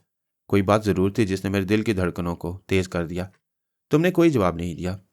दरख्शां, क्या तुम्हें इल्म नहीं कि जीनी ने मेरे ऊपर क्या मेहरबानियाँ की हैं? तुम शायद अपनी दरख्शां पर शुबा कर रहे हो। उसने चौंक कर मुझे वजाहत तलब नज़रों से देखा, फिर बड़े प्यार से बोली, क्या तुम्हें मुझ पर एतबार नहीं रहा? ये बात नहीं है जाने मन, लेकिन तुम्हारे जहन में जो सवाल कुल बुला रहे मैं उसे पढ़ चुकी हूँ। उसने मेरी आंखों में झांकते हुए उदास लहजे में कहा, तुम इन बातों को नहीं समझ सकोगे। जहाँ जिंदगी की सरहदें खत्म होती हैं, वहाँ से एक नई और पुरस्कार दुनिया का आगाज होता है। ये दुनिया तुम्हारी दुनिया से बहुत मुख्तलिफ होती है। यहाँ पर किस्म किस्म की बंदिशें होती हैं, जिन्हें अबूर करना उनके इख्तियार की बात नहीं होती। मुझ पर भी कुछ पाबंदियाँ आयद हैं, जिन्हें तोड़ना मेरे इख्तियार में नहीं है। क्या तुम्हारी नज़रें मुझे देखने से कासिर हैं? नहीं, मैं तुम्हें देख रही हूँ, वह हसरत भरे लहजे में बोली। तुम मेरे जमाल हो, वही जमाल जिसे मैंने पहली बार काजल के रूप में श्रीलंका में देखा था। फिर हमने एक दूसरे को पसंद कर लिया। हमारे दरमियान धर्म की दीवार खड़ी थी। मैंने उस दीवार को गिरा दिया। याद है तुम्हें, जब मुंबई पहुंचकर मैंने अपना धर्म छोड़कर तुम्हारा धर्म अपनाने का ख्याल जाहिर किया तो तुम खुशी से उछल पड़े थे। उसके बाद हमने शादी कर ली। तुम शायद माजी की उन बीती बातों को भूल गए, लेकिन मेरी आत्मा को एक एक बात याद है। जब तुम मुझे नहीं देख पाते उस वक्त भी मेरी बेचैन निगाहें तुम्हें देखती रहती हैं। हाँ जमाल, मेरी बात का यकीन करो, मेरी आत्मा हमेशा तुम्हारे करीब भटकती रहती है। मैं तुम्हारे एक राह से वाकिफ़ हूँ। लेकिन वह अचानक खामोश हुई तो मैं मुस्तरब हो गया। लेकिन क्या मेरी रूह? मैंने बेचैनी से पूछा। तुम खामोश क्यों हो गई? तुमने मेरी निगाहों के सामने कुछ रुकावटें खड़ी कर दी हैं। मैं उन रुकावटों को नहीं फलांग सकती। मैं समझा नहीं, तुम किन रुकावटों की बात कर रही हो? रहने दो जमाल, तुम शायद मेरी बात पर यकीन नहीं करोगे। कोई और बात करो। नहीं दरख्शां, मैंने असरार किया। मुझे बताओ कि वो क्या दुश्वारियां हैं जिन्होंने तुम्हें मेरे करीब होते हुए भी दूर कर रखा है। उसने फौरी तौर पर कोई जवाब नहीं दिया। चंद सानिया मेरी निगाहों में झांकती रही, फिर मेरे हाथ की सिमत इशारा करके आहिस्ता से बोली, तुम्हारे हाथ में ये अंगश्तरी कहाँ से आ गई? ये एक। मैं रवानी में हकीकत बयान करते करते खामोश हो गया। मुझे जीनी की बात याद आ गई। उसने कहा था कि जिस दिन मैंने रबीक या अंगूठी के बारे में अपनी ज़ुबान खोली, इनकी तासीर ख़त्म हो जाएगी। मैं रबीक का कमाल देख चुका था, लेकिन मजजूब की इस अंगूठी के करिश्मों से नावाकिफ़ था। तुम क्या सोचने लगे जमाल? क्या तुम्हें मेरी किसी बात से दुख पहुंचा है? उसने मुझे सवालिया नज़रों से देखा, फिर खुद ही कुछ सोचकर बोली, समझ गई। तुम शायद मुझे अंगूठी के बारे में कुछ नहीं बताना चाहते। ना बताओ, मैं तुमसे जिद नहीं करूंगी। लेकिन ना जाने इस अंगूठी में क्या बात है कि मेरी आंखें बार बार इस पर पड़ती हैं और चुंधिया जाती हैं। फिर मुझे कुछ नज़र नहीं आता, सिर्फ तुम्हारे वजूद की महक मुझे तुम्हारे कुर्ब का यकीन दिलाती रहती है। ये जुदाई, ये दूरियां आर्जी हैं, मैंने जज्बाती लहजे में कहा। मैं बहुत जल्द तुम्हें तलाश कर लूंगा, फिर सारी रुकावटें दूर हो जाएंगी। जमाल, एक दरख्वास्त करूं, मानोगे? वो मुजस्सम इल्तिजा बन गई। एक लम्हे के लिए इस अंगूठी को अपनी उंगली से उतार लो, बस एक पल के लिए। मैं तुम्हें जी भर कर देखना चाहती हूँ। उसके बाद मैं वापस चली जाऊंगी। दरख्शां के मासूम लहजे में दर्द था, कसक थी और हसरतें मचलती महसूस हो रही थीं। मेरा हाथ बेख्तियार लकड़ी की अंगूठी की तरफ चला गया। दरख्शां की इल्तिजा पर मैं इसे उतारने जा रहा था, लेकिन उसी लम्हे मेरी निगाहों के सामने रोशनी का इतना शदीद और तेज़ धमाका हुआ कि मेरी आंखें चुंधिया गईं। बिल्कुल ऐसा लगा जैसे बिजली के दो नंगे तार आपस में टकरा गए हों। दरख्शां के चेहरे पर भी खौफ और दहशत के तासुरात नजर आ रहे थे। वो इस तरह आंखें फाड़े खला में घूर रही थी जैसे कुछ तलाश करने की कोशिश कर रही हो। और ऐन उसी वक्त जैक्सन की आवाज़ मेरे कानों में गूंजी, मेरे मोहतरम, मेरी दरख्वास्त है कि आप लकड़ी की अंगूठी को हाथ से उतारने की हमाकत ना कीजिएगा। तुम कहाँ हो? मैंने आलम तसव्वुर में जैक्सन को मुखातिब किया। मेरे पास वक्त कम है मेरे अजीज़। बदबख्त सोकारू की काली ताकतें मेरा रास्ता रोक रही हैं। वो जैक्सन की आवाज़ का तसलसल टूट गया। फिजा में बार बार रोशनी के झमाके होने लगे। गालिबन पुरस्कार कुव्वतें आपस में टकरा रही थीं। जमाल, दरख्शां की बौखलाई हुई आवाज़ उभरी, अंगूठी हाथ से उतार दो वरना सब कुछ तबाह बर्बाद हो जाएगा। नहीं मेरे मोहतरम। जैक्सन का चेहरा मेरी निगाहों के सामने आ गया। सोकारू का काला इल्म आपको फरेब दे रहा है। आप जिसे अपनी दरख्शां समझ रहे हैं वो दरख्शां नहीं। जैक्सन अपना जुमला पूरा न कर सका। आग का एक शोला भड़क कर उसकी जानिब लपका तो उसका चेहरा गायब हो गया। मैंने नज़रें घुमाकर दरख्शां की जानिब देखा। फिर उस वक्त मेरे दिल की धड़कनें मेरे काबू से बाहर होने लगी। जब एक चिंगारी उड़ती हुई दरख्शां के जिस्म से टकराई और उसका वजूद आग की लपेट में आ गया। फिर मैंने एक हौलनाक मंजर देखा। मैं जिसे दरख्शां समझ रहा था, उसके जिस्म का गोश्त तेजी से शोलों के दरमियान पिघलने लगा और देखते ही देखते वो हड्डियों का पिंजर बन गई। मैं इस दहशतनाक मंजर की ताब ना ला सका। दोनों हाथों से अपना चेहरा ढांप लिया। मेरे कानों में पुरस्कार किस्म के शोरगुल की आवाज़ें गूंज रही थीं, जैसे लातादाद अफराद आपस में एक दूसरे से टकरा गए हों। मैंने सख्ती से आंखें भींच लीं। मेरा जहन जाग रहा था। जैक्सन की बरवक्त मुदाखलत ने मुझे सोकारू के फरेब से बचा लिया। मुझे याद आ गया, मैंने शपरक की रूह और मकाला की गुफ्तगू अपने कानों से सुनी थी। सोकारू ने उसे गुफ्तगू के पेश नज़र अपनी काली ताकतों के जरिए उन नादीदा कुव्वतों का राज जानने की कोशिश की थी जो मेरी पुश्त पनाही कर रही थी। दरख्शां के रूप में उसने किसी गंदी रूह को मेरे पास भेजकर अंगूठी और रबीक का राज मालूम करने की कोशिश की थी, लेकिन जैक्सन ने उसकी उम्मीदों पर पानी फेर दिया। अंगारू की रूह ने उसे यकीनन सोकारू की शातिराना चाल से मुतला कर दिया होगा। और फिर अगर जैक्सन ने इस खतरनाक सिचुएशन में मेरी मदद ना की होती तो क्या होता? ओरोफिना का बूढ़ा खबीस जादूगर अपने मकसद में कामयाब हो जाता। रबीक की तासीर खत्म हो जाने के बाद फिर मेरी कोई चाल कारगर ना होती। मजजूब की वो अंगूठी जो मैंने अंगश्त शहादत में पहन रखी थी, अगर मेरे जिस्म से अलहदा हो जाती तो मैं खुदा के एक नेक और बरगजीदा बुजुर्ग के साय से महरूम हो जाता और मेरी ये दास्तान हयात ओरोफिना के गुलाम जजीरे में हमेशा के लिए दफन होकर रह जाती। मेरे जहन में आंधियां चल रही थीं। मेरे कानों में शोरगुल की आवाज़ें बदस्तूर गूंज रही थीं। नादीदा पुरस्कार काली ताकतों का टकराव जारी था और इसी शोर के दरमियान जैक्सन की आवाज़ एक बार फिर मेरे कानों में गूंजी। मेरे मोहतरम, उरू का वो नायाब मुजस्मा, क्या हुआ उस मुजस्मे को? मैंने चौंकते हुए पूछा। कार्डोबा उसी की तलाश में है। उसी वक्त टॉमी के भौंकने की तेज़ आवाज़ सुनाई दी। मैं हड़बड़ाकर उठ बैठा। मेरा जिस्म पसीने से शराबूर हो रहा था। मैंने अतराफ का जायजा लिया। इस वक्त मैं अपने बिस्तर पर था। जेकब मेरे करीब महवे ख्वाब था। मैं एक लम्हे को गुंग हो गया। फिर जैक्सन का जुमला मेरे जहन में उभरा तो मैं तेजी से उठकर स्टोर रूम की तरफ भागा, जहां उरू का कीमती मुजस्मा बदस्तूर उसी जगह मौजूद था जहां मैंने उसे महफूज किया। बाहर से टॉमी की आवाज़ बदस्तूर आ रही थी। मैं मुजस्मे की तरफ से मुतमईन होकर बाहर निकला तो मेरी निगाहों ने एक खौफनाक मंजर देखा। वही कुड़ियाला सांप जिसे मैंने बूढ़े सायर की रिहाशका पर देखा, अहाते में फन उठाए खड़ा टॉमी को डसने की कोशिश कर रहा था। मैं दरवाजे के करीब ही ठिठक कर रुक गया। टॉमी निहायत होशियारी से खुद को कुड़ियाले रंग के सांप की दस्तरस से दूर किए हुए भौंके जा रहा था। कार्डोबा। गैर इरादी तौर पर मेरे मुंह से कार्डोबा का नाम निकल गया। इसी लम्हे सांप की तवज्जो मेरी जानिब मबजूल हो गई। उसके मुंह से आग का एक तेज शोला लपका, फिर वो मेरी निगाहों से ओझल हो गया। जमाल, क्या हुआ? तुम यहाँ क्यों खड़े और ये टॉमी क्यों भौंके जा रहे? कैलाश की आवाज़ सुनकर मैं उछल पड़ा। मैंने पलटकर उसकी जानिब देखा। वो मुझे वजाहत तलब नज़रों से देख रहा था, लेकिन मेरे अंदर कैलाश के सवालों के जवाब देने की सक्कत नहीं थी। मुझे अपना सर तेजी से घूमता महसूस हो रहा था। फिर कैलाश ने अगर लपक कर मुझे ना पकड़ा होता तो शायद मैं तेवरा कर पुख्ता ज़मीन पर गिर जाता। मेरा जहन आहिस्ता आहिस्ता जाग रहा था। जीनी की हिम्मत दिलाने पर मैंने मकाला के उन 8 जालों को ठिकाने लगा दिया जो सावरी को हासिल करने की खातिर सर धड़ की बाजी लगा कर आए थे। उसके बाद जो कुछ हुआ वो मेरे लिए ताज्जुब खेज ही था। शोकारू और मकाला की गुफ्तगू मैंने अपने कानों से सुनी। मैं उनके दरमियान मौजूद था, लेकिन उनकी निगाहों से ओझल था। फिर शपरक की पुलिसरारू ने कमरे में मेरी मौजूदगी का हल्का सा इशारा भी दिया, जिसे मकाला ना समझ सका। मैं आंखें बंद किए हालात पर गौर करता रहा। वो वाक़यात जो सामने आ रहे थे नाकाबिल यकीन थे। इन्हीं वाक़यात के इसार में उलझकर मैं अपने होशो हवास खो बैठा। अगर कैलाश ने बर वक्त मेरी मदद ना की होती तो शायद नाक के मुंह से निकलने वाला शोला जो मेरी सिमत लपका था मुझे जलाकर खाक कर चुका होता। कैलाश के आखिरी जुमले की गूंज मेरे जागते ज़हन में तेज़ हो गई। उसने मुझसे टॉमी के भौंकने की वजह दरियाफ्त की थी, जिससे साफ जाहिर था कि उसकी निगाहें नाक को नहीं देख सकती। वो खौफनाक शोला जो भड़क कर मेरी जानिब लपका, वो भी कैलाश की नज़रों से ओझल रहा, वरना शायद उससे मुझे संभालने का होश न रहता। कैलाश, क्या तुम्हें यकीन है कि इसकी तवील बेहोशी किसी खतरे का बायस नहीं होगी? जेकब की आवाज़ मेरे कानों में गूंजी तो मुझे अपने वजूद का यकीन हो गया। मैं अपनी रिहाइशगाह पर अपने दोस्तों के दरमियान मौजूद था। जेकब ने जिस अंदाज में कैलाश से मेरे बारे में पूछा, इसमें खुलूस व मोहब्बत के जज्बे कूट कूट कर भरे थे। ये जितनी देर आराम करेगा उतना ही बेहतर है, कैलाश ने संजीदगी से जवाब दिया। वो चीख कैसी थी? जेकब ने पूछा। मुझे खुद भी हैरत है। जिस वक्त मैं बाहर निकला टॉमी अगले पैरों पर उछल उछल कर बेतहाशा भौंक रहा था और जमाल थोड़े फासले पर खड़ा उसे फटी फटी निगाहों से देख रहा था। क्या तुमने वहां टॉमी के सिवा किसी और को नहीं देखा? नहीं, कैलाश ने कहा। हो सकता है कि रात की वजह से मुझे कुछ दिखाई ना दिया हो, लेकिन जमाल, मेरा अंदाज़ा अगर गलत नहीं तो वो किसी चीज़ से बुरी तरह खौफजदा था। मेरी आवाज़ सुनते ही इस तरह उछला जैसे कोई भयानक ख्वाब देख रहा हो। फिर मैंने अगर इसे संभाला ना होता तो ये अपना तवाज़न बरकरार नहीं रख सकता था। मैंने बुजुर्गों से सुना है कि बदरूह और शैतानी कुव्वतें जानवरों की नज़रों से पोशीदा नहीं होती, लेकिन जमाल, समझ में नहीं आता कि उसने ऐसी क्या चीज़ देख ली कि जिसने उसे खौफजदा कर दिया। हो सकता है कि मकाला ने अपने आदमियों का इंतकाम लेने की खातिर कुछ और लोगों को हमारे ऊपर शब खून मारने के इरादे से भेजा हो, लेकिन टॉमी ने उन्हें देख लिया और उसके भौंकने की वजह से वो लोग छुप गए हों। लेकिन जमाल की बेहोशी फिर भी हमारे लिए मुअम्मा है। अगर उसने खतरे की बू सूंघ ली थी तो हमें आवाज़ देकर बेदार करना चाहिए था। मुमकिन है उसे जगाने का मौका ना मिला हो, जेकब ने कहा। मेरा मतलब है कि वह दुश्मनों को देखकर इतना खौफजदा हो गया कि उसे हमें आवाज़ देने या कोई और कदम उठाने का ध्यान ही ना रहा हो। मैं नहीं मान सकती, साबरी की आवाज़ उभरी।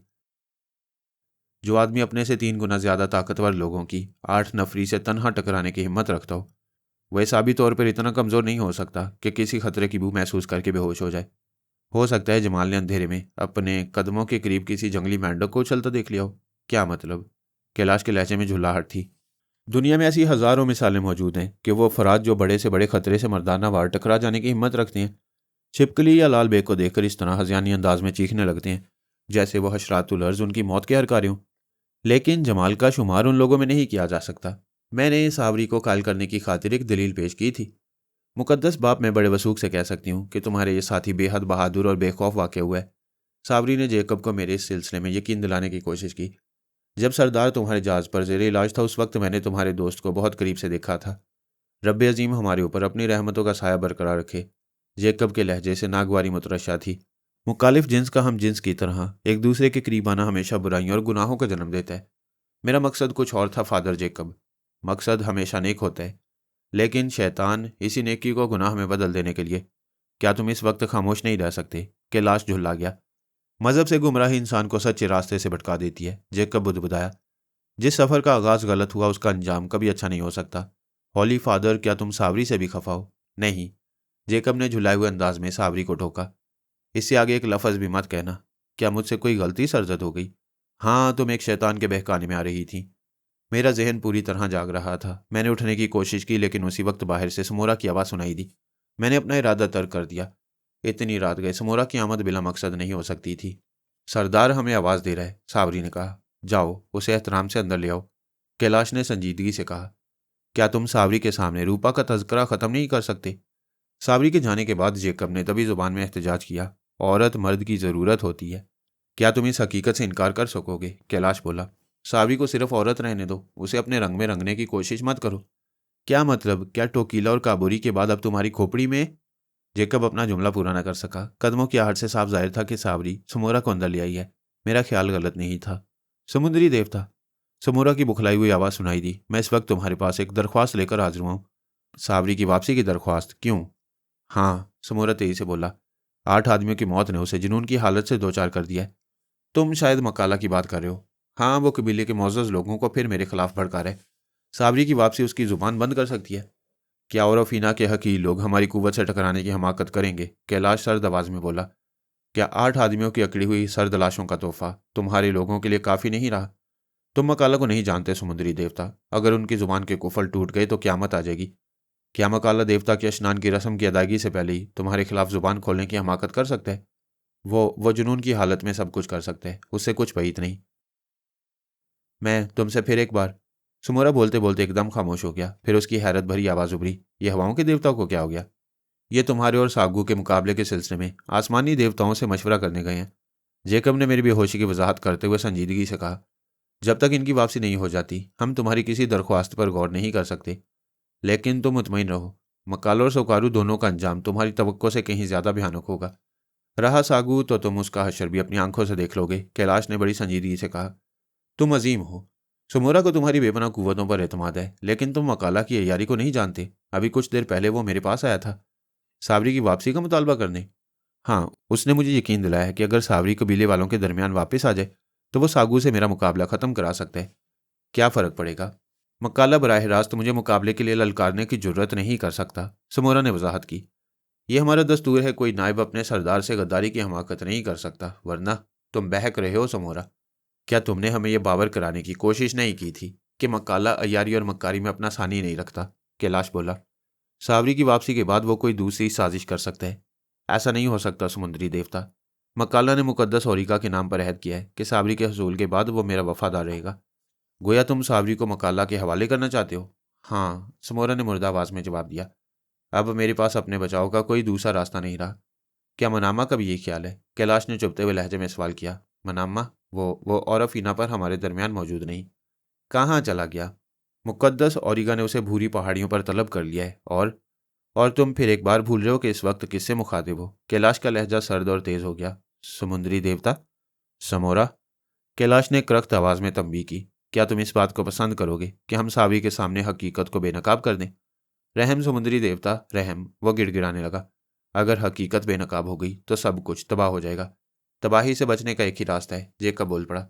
खुदा के बताए हुए जर्री असूलों को अपना लो। तुम किसकी बात कर रहे हो भोंपू? वही जिसके इशारे पर तुम्हारे उरू देवता का मुजस्मा गायब हो गया। बोलो, क्या तुम्हारा देवता खुद अपनी हिफाजत करने की ताकत नहीं रखता? तुम्हारी बातें मेरी समझ में नहीं आ रही, इसलिए कि तुम गुमराही की अमीक गहराइयों में गिर चुके हो। निजात चाहते हो तो मेरे मशवरे पर अमल करो। और जेकब, कैलाश ने तेजी से कहा, अपनी जुबान बंद ही रखो, वरना ये रात और फीना के इस मनहूस जजीरे पर हमारी आखिरी रात साबित होगी। वो जो मौत से डर जाते हैं, जिंदगी के मफहूम से नावाकिफ होते हैं। सिचुएशन को महसूस करने की कोशिश करो। कैलाश झुला गया। जमाल की बेहोशी में अपने आप को बुकरात साबित करने की हमाकत मत करो। तुम्हें ऐसे मौके बाद में भी मुयसर आ सकती हैं। वक्त एक बार हाथ से निकल जाए तो दोबारा पलट कर वापस नहीं आता। लेकिन तुम अगर कहते हो तो मैं खामोश हो जाता हूँ। तुम अभी किसी ताकत का जिक्र कर रहे थे जिसके इशारे पर मुकद्दस उरू का मुजस्मा गायब हो गया? समोरा ने पूछा। वो ओरिगा की खफकी है जिसने तुम्हें हालात का शिकार कर दिया है, कैलाश जल्दी से बोला। फिर उसने जेकब की बात को निभाते हुए कहा, हवाओं का देवता जब तक आंखें नहीं खोलता तुम्हें इंतजार करना होगा। मकाला वैशी हो रहा है। वो और उसके गुर्गे मेरी वापसी का शिद्दत से रास्ता देख रहे हैं। साबरी तुम्हारे साथ किसी कीमत पर वापस नहीं जाएगी। जेकब दोबारा बोल पड़ा। उसका लहजा फैसला कुन था। भोंपू, तुम मेरी उलझनों का अंदाजा नहीं लगा सकते। वो हमारा नहीं तुम्हारा मसला है, जेकब ने बदस्तूर खुश्क आवाज में कहा। लेकिन मेरा यह फैसला अटल है कि साबरी तुम्हारे साथ नहीं जाएगी। समुद्री देवता, क्या तुम्हारा भी यही फैसला है? समोरा के लहजे में मुझे पहली बार दरिंदगी की एक हल्की सी आमेजिश महसूस हुई। मकाल और उसके साथियों ने गालबन उसे हालात के पेश नज़र इस हद तक मजबूर कर दिया था कि वो हर कीमत पर सावरी को अपने साथ ले जाने का इरादा करके आया था। मुस्तकबिल में मकाल और सोकारू की वफादारी के ख्वाब ने उसे जिंदगी की जो झलक दिखाई होगी, वो उसके शहर में डूबकर हवाओं में उड़ने की खातिर पर तोलने की कोशिश कर रहा था। मेरे लिए अपनी बेहोशी बरकरार रखना दानिशमंदी के मुनाफी था। कबल इसके कि समोरा की बात का कोई जवाब कैलाश या जेकब की जुबान से अदा होता, मैंने कराह कर आंख खोल दी। ख्वाबगाह में जितने लोग मौजूद थे सबकी तवज्जो मेरी जानिब मबजूल हो गई। मैंने एक सरसरी सी निगाह से समोरा को देखा। उसकी नज़रों में वहशतें रक्स करती नजर आ रही थीं। मैंने आहिस्ता से उठते हुए कहा, मुझे यकीन था कि तुम आज रात किसी वक्त हमारे पास ज़रूर आओगे। हवाओं के देवता, मुझे आसमानी कुव्वतों ने बता दिया है कि तुम्हारे आने का मकसद क्या है। मैंने समोरा को मरूब करने की खातिर संजीदगी से कता कलाम करते हुए कहा, तुम सावरी को वापस ले जाने के इरादे से आए हो, क्यों? वक्त के तकाजों ने मुझे मजबूर कर दिया था और मैंने इसे अपने फैसले से भी आगाह कर दिया है। जेकब अपनी जुबान में बोला, सलीब हमारा मुकद्दस निशान है और जो एक बार सलीब के साए तले आ जाए उसे सिर्फ मौत ही मसीह के रिश्ते से जुदा कर सकती है। समोरा, मैंने निहायत बेपरवाही से हाथ उठाकर जेकब को खामोश रहने का इशारा करते हुए समोरा को मुखातिब किया। मेरा मशवरा है कि मकाला को देवता के स्नान की रस्म की अदायगी के वक्त तक टाल दो। इसके बाद सितारों की रफ्तार तुम्हारे हक में होगी। वो मेरी बात नहीं सुनेगा। उसने पौ फटने से पहले पहले सावरी की वापसी की शर्त रखी है। समोरा ने होंठ काटते हुए जवाब दिया। ओरिगा की नाराजगी का खौफ करो, मैंने मध्यम मगर मायनेखेज आवाज में कहा। अगर तुमने अपनी जिद ना छोड़ी तो बिसात पलट जाएगी। सावरी की वापसी मेरे लिए मौत और जिंदगी का मसला है। समोरा ने इस बार खुश्क और नागवार अंदाज में जवाब दिया। कल क्या होगा ये कल देखा जाएगा। जो कुछ कल हो चुका है उसे भी ध्यान में रखो। मैंने सब कुछ सोच लिया है। धुएं के बादल का हुजम फैलकर पूरे जजीरे को अपनी लपेट में ले सकता है। समोरा मेरा इशारा समझकर चौंका। उसके चेहरे पर एक रंग आकर गुजर गया। आंखों की वहशत दो चंद हो गई। चंद लम्हे मुझे घूरता रहा, फिर हाथ मलते हुए बोला, सावरी मेरे साथ ही जाएगी। तुम गुस्ताख हो रहे हो समोरा, कैलाश ने उसके तेवर महसूस करते हुए तेजी से कहा। अगर मौत समोरा का मुकद्दर बन चुकी है तो उसे कोई नहीं टाल सकता, तुम भी नहीं। उसने बारी बारी मुझे और कैलाश को झुंझलाती हुई नजरों से देखते हुए पार्ट आवाज में जवाब दिया। फिर उसकी तेज निगाहें सावरी पर जम गई। शायद वह सावरी के चेहरे पर अपने जुमले का रद्दअमल देखना चाहता था। मैंने सावरी को तजब्जुब की कैफियत से दो चार महसूस किया। जेकब का चेहरा यकलख्त गुस्से की तमाजत से सुरख हो गया। मजहब के जज्बे ने उसके खून की गर्दिश तेज कर दी। कैलाश भी अपनी जगह सटपटा कर रह गया। गालिबन उसे समोरा से ऐसे दो टोक जवाब की उम्मीद नहीं थी। मेरे लिए वो लम्हा बेहद अहम था। कबल इसके कि जेकब किसी हमाकत का सबूत देता या सावरी के इनकार से बात बिगड़ जाती, मैं तेजी से उठकर खड़ा हो गया। समोरा को मुखातिब करके सर्द आवाज में बोला, तुम अगर सावरी को ले जा सकते हो तो जरूर ले जाओ। जमाल, जेकब ने बिगड़े हुए तेवर से कहा, रब्बे अजीम की कसम, मेरी जिंदगी में मसीह की किसी परिस्तार को उसकी मर्जी के खिलाफ दरिंदों और वैश्यों के हवाले नहीं किया जा सकता। समोरा, मैंने जेकब की बात को नजरअंदाज करते हुए गरज कर समोरा को ललकारा। क्या तुमने मेरी बात नहीं सुनी? ले जा सकते हो तो ले जाओ सावरी को। मेरा ख्याल था कि जेकब के बदले हुए तेवर के लाश की सर्द मोहरी और सावरी की पुरस्कार खामोशी समोरा को उसके इरादे से बाज रखेगी, लेकिन ऐसा नहीं हुआ। मेरी गरजदार आवाज सुनकर उसकी निगाहों के जाविये भी बदल गए। किसी चोट खाए हुए दरिंदे की तरह उसने पलटकर मेरी तरफ देखा, फिर आगे बढ़कर सावरी की कलाई पर अपनी गिरफ्त मजबूत कर ली। उसकी आंखों में खून तैर रहा था। मक्काला और सोकारू ने उसके ऊपर कोई ऐसा मंत्र फूंका था जिसने उसे यकलख्त बगावत पर उकसा दिया था। मेरे दिल की धड़कनें तेज होने लगी। अगर वो सावरी को ले जाने में कामयाब हो जाता तो हमारी देवताओं वाली हैसियत का भरम खाक में मिल जाता। इसी नुक्ते पर गौर कर रहा था कि मेरी निगाहें अचानक चमक उठी। जीनी की पुरस्कार रूह अपनी मादी शक्ल में समोरा के अकब में खड़ी थी। वक्त की रफ्तार एक बार फिर मेरे हक में नजर आने लगी। जीनी की मौजूदगी ने बिसात का नक्शा पलट दिया। मैंने जीनी को समोरा की पुश्त पर अचानक नमूदार होते देखा तो मेरी रगों में खून की गर्दिश तेज हो गई। जीनी की आमद बिला वजह नहीं हो सकती थी। वो यकीनन समोरा की सरकोबी की खातिर हमारी मदद को वहाँ आई थी। मैंने जेकब और कैलाश की सिमत कनखियों से देखा। उन दोनों की कैफियत बदस्तूर गैर नजर आ रही थी, इसलिए कि जीनी मेरी निगाहों के सामने होने के बावजूद मेरे साथियों की निगाहों से ओझल थी। भूरी पहाड़ी के मुअम्मर जादूगर अनूर से लातादाद और पुरस्कार कुव्वतों से नवाजा था। समोरा की आंखों में किसी खून आशाम दरिंदे जैसी चमक मौजूद थी। सावरी की कलाई पर गिरफ्त जमाए वो हमारी तरफ बड़ी कीनातोज नजरों से देख रहा था। शायद वह निगाहों निगाहों में हमारे आइंदा इकदाम के बारे में गौर कर रहा था। सोकारू और मकाला के यकीन दहानी के बावजूद वो अपनी आंखों से हमारी कुव्वत के जो करिश्मे देख चुका था, शायद उसने अभी तक उसके कदम रोक रखे थे। तुम, मैंने उसकी आंखों में आंखें डालकर कहा, किस सोच में गुम हो? सावरी मेरे साथ जाएगी। यूरोफीना के सरदार समोरा का फैसला है, और सरदार जो फैसला कर लेता है वो अपनी जगह अटल होता है। तुम अब समोरा पर कोई अताब नाजिल नहीं कर सकते। खबीस सोकारू और मकाला की कुव्वतों ने सिर्फ सावरी का मुतालबा किया है। इसके बाद हमारे दरमियान तमाम इख्तलाफात खत्म हो जाएंगे। जमाल, जीनी की तेज आवाज़ मेरे कानों में गूंजी, जो कुछ करना है जल्दी कर गुजरो। मैं ज़्यादा देर तक अपने मादी वजूद को बरकरार नहीं रख सकती। जीनी, अगर समोरा हमारे सामने सावरी को ले जाने में कामयाब हो गया तो? जमाल, क्या तुमको अपनी ताकत पर अभी तक शुबा है? क्या तुमने तनहा मकाला के 8 गुर्गों को मौत के घाट नहीं उतारा? मेरी बात का यकीन करो जमाल। तुम बेपनाह और पुरस्कार कुव्वतों के मालिक हो। भूरी पहाड़ियों पर रहने वाले औरिगा की लाजवाल कुव्वतें भी तुम्हारे मुकाबले में हीच हैं। तुमने ये बात पहले भी कही थी, लेकिन किस तरह मान लूं कि एक आम इंसान पुरस्कार और मख्फी शैतानी कुव्वतों का मुकाबला कर सकता है? तुम वक्त ज़ाया कर रहे हो, जीनी उलझते हुए बोली। तुम चाहो तो मेरी उलझन दूर कर सकती हो। मुझे बताओ जीनी, मेरे अंदर अचानक वो कुव्वतें कहाँ से आ गईं जो देवताओं को जेर कर सकती हैं? मैं किसी बात की वजाहत नहीं कर सकती, लेकिन तुम्हें इतना यकीन दिला सकती हूँ कि तुम जो चाहोगे वो ज़रूर पूरा होगा, लेकिन एक शर्त पर। वो क्या? तुम अपनी बेपनाह कुव्वतों से कोई गलत काम नहीं लोगे। जिस दिन तुमने ऐसा किया, लाजवाल कुव्वतें तुमसे नाराज़ हो जाएंगी। और वह कुव्वतें? तुम वक्त बर्बाद कर रहे हो। मुझे जो कहना था कह चुकी, अब जा रही हूँ। मैंने उसे रोकना चाहा, लेकिन वह अपना जुमला मुकम्मल करते ही मेरी निगाहों से ओझल हो गई।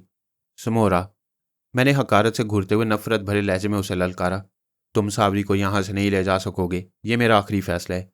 हिम्मत है तो इसे ले जाकर दिखाओ। मेरा जवाब दहकती और भड़कती आग पर पेट्रोल साबित हुआ। समोरा, जो मकाला और सोकारू की दोस्ती के नशे में सरशार था, मेरी बात सुनकर गुस्से से सुर्ख हो गया। उसके तेवर बेहद खतरनाक नजर आने लगे। चंद लम्हे वो हमें खौफनाक निगाहों से घूरता रहा। उसकी निगाहों में दरिंदगी झलक रही थी। फिर उसने सावरी को एक झटका दिया तो वो कराकर उसके आने बाजू में झूल गई। एक बार फिर उसने हकारत भरी नजरों से हमें देखा, फिर सावरी को दरवाजे की सिमत घसीटने लगा। मेरी निगाहें बदस्तूर समोरा पर मरकूज थीं। बैरूनी दरवाजे से उसका फासला हर लम्हे कम होता जा रहा था। फिर अचानक बिजली की कड़क की आवाज़ ने हम सबके दिल दहला दिए। रोशनी की एक बारीक किरण कमान की सूरत में समोरा की जानिब लपक कर गायब हो गई। यूं लगा जैसे पल भर में कोई अनहोनी हो गई हो। हमारी आंखें हैरत से खुली की खुली रह गईं। समोरा दर्दनाक चीख मार के जमीन पर औंधे मुँह गिरा। सावरी उसकी गिरफ्त से आज़ाद होकर दीवानों की तरह भागती हुई हमारी सिमत आ गई। मुझे अपनी निगाहों पर यकीन नहीं आ रहा था, लेकिन जब समोरा कराहता हुआ दोबारा अपने कदमों पर खड़ा हुआ और बेबसी के आलम में मेरी जानिब रहम तलब नजरों से देखने लगा तो मुझे बेख्तियार हंसी आ गई। अपना सीधा हाथ वो बार बार बड़े करब की हालत में मसल रहा था। क्यों समोरा, क्या हो गया तुम्हें? मैंने मज़का खेज लहजा इख्तियार किया।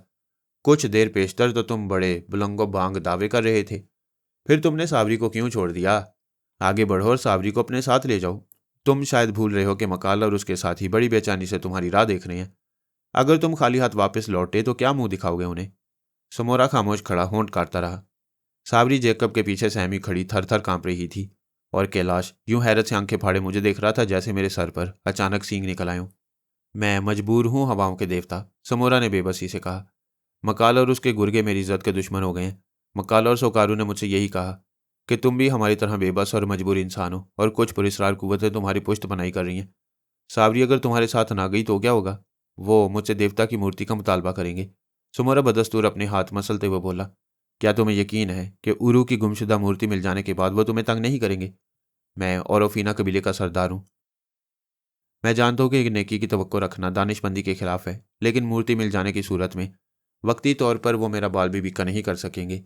अलबत्ता मुझे सागू से मुकाबला जरूर करना पड़ेगा। टॉमी? मैंने समोरा को जवाब देने के बजाय टॉमी को जोर से आवाज़ दी, जो मेरी आवाज़ सुनते ही दौड़ता हुआ अंदर आ गया। मैंने झुककर टॉमी के कान में सरगोशी की तो वो चलता हुआ दोबारा कमरे से निकल गया। वो मेरा सुधाया हुआ कुत्ता था। मुझे उसकी सलाहियतों पर एतमाद था और मेरे एतमाद को ठीस नहीं लगी। चंद मिनट बाद ही जब टॉमी दोबारा कमरे में दाखिल हुआ तो जेकब और कैलाश भी शशतर रह गए। समोरा फटी फटी नज़रों से टॉमी को देखने लगा, जिसने अपने मुंह में उरू की गुमशुदा मूर्ति दबा रखी थी।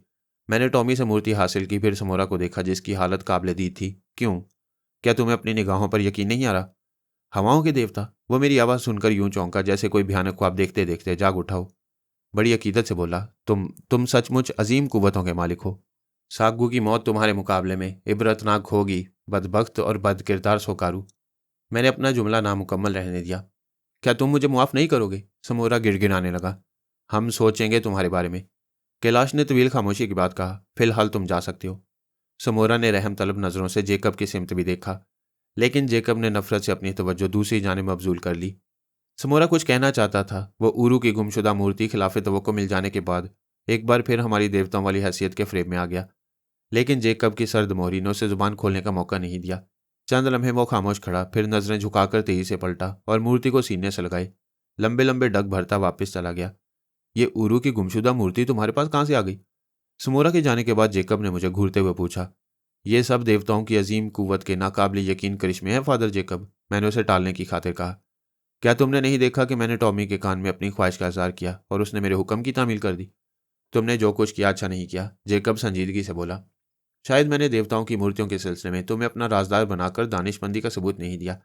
मैं तुम्हारे ख्याल से 100% मुत्तफिक हूँ, कैलाश ने जल्दी से कहा। एक मूर्ति ही पर क्या मुनहसिर है? तुमसे किसी मामले में भी दानिशमंदी की तवक्को करना हमाकत है। मैं इस वक्त संजीदा हूँ मेरे दोस्त, जेकब ने कैलाश को घूरते हुए जवाब दिया। आइंदा मैं किसी हमाकत का सबूत नहीं दूंगा। क्या तुम्हारा इशारा सावरी की सिमत है? मैंने जेकब को मजीद छेड़ा। यकीनन यही बात है, कैलाश ने टुकड़ा लगाया। क्या तुमने देखा नहीं कि सावरी ने समोरा के चुंगल से निजात पाते ही फादर जेकब के साय में पनाह हासिल की थी? कहीं वो मिसाल सादिक ना आ जाए कि आसमान से गिरा खजूर में अटका। क्यों फादर जेकब?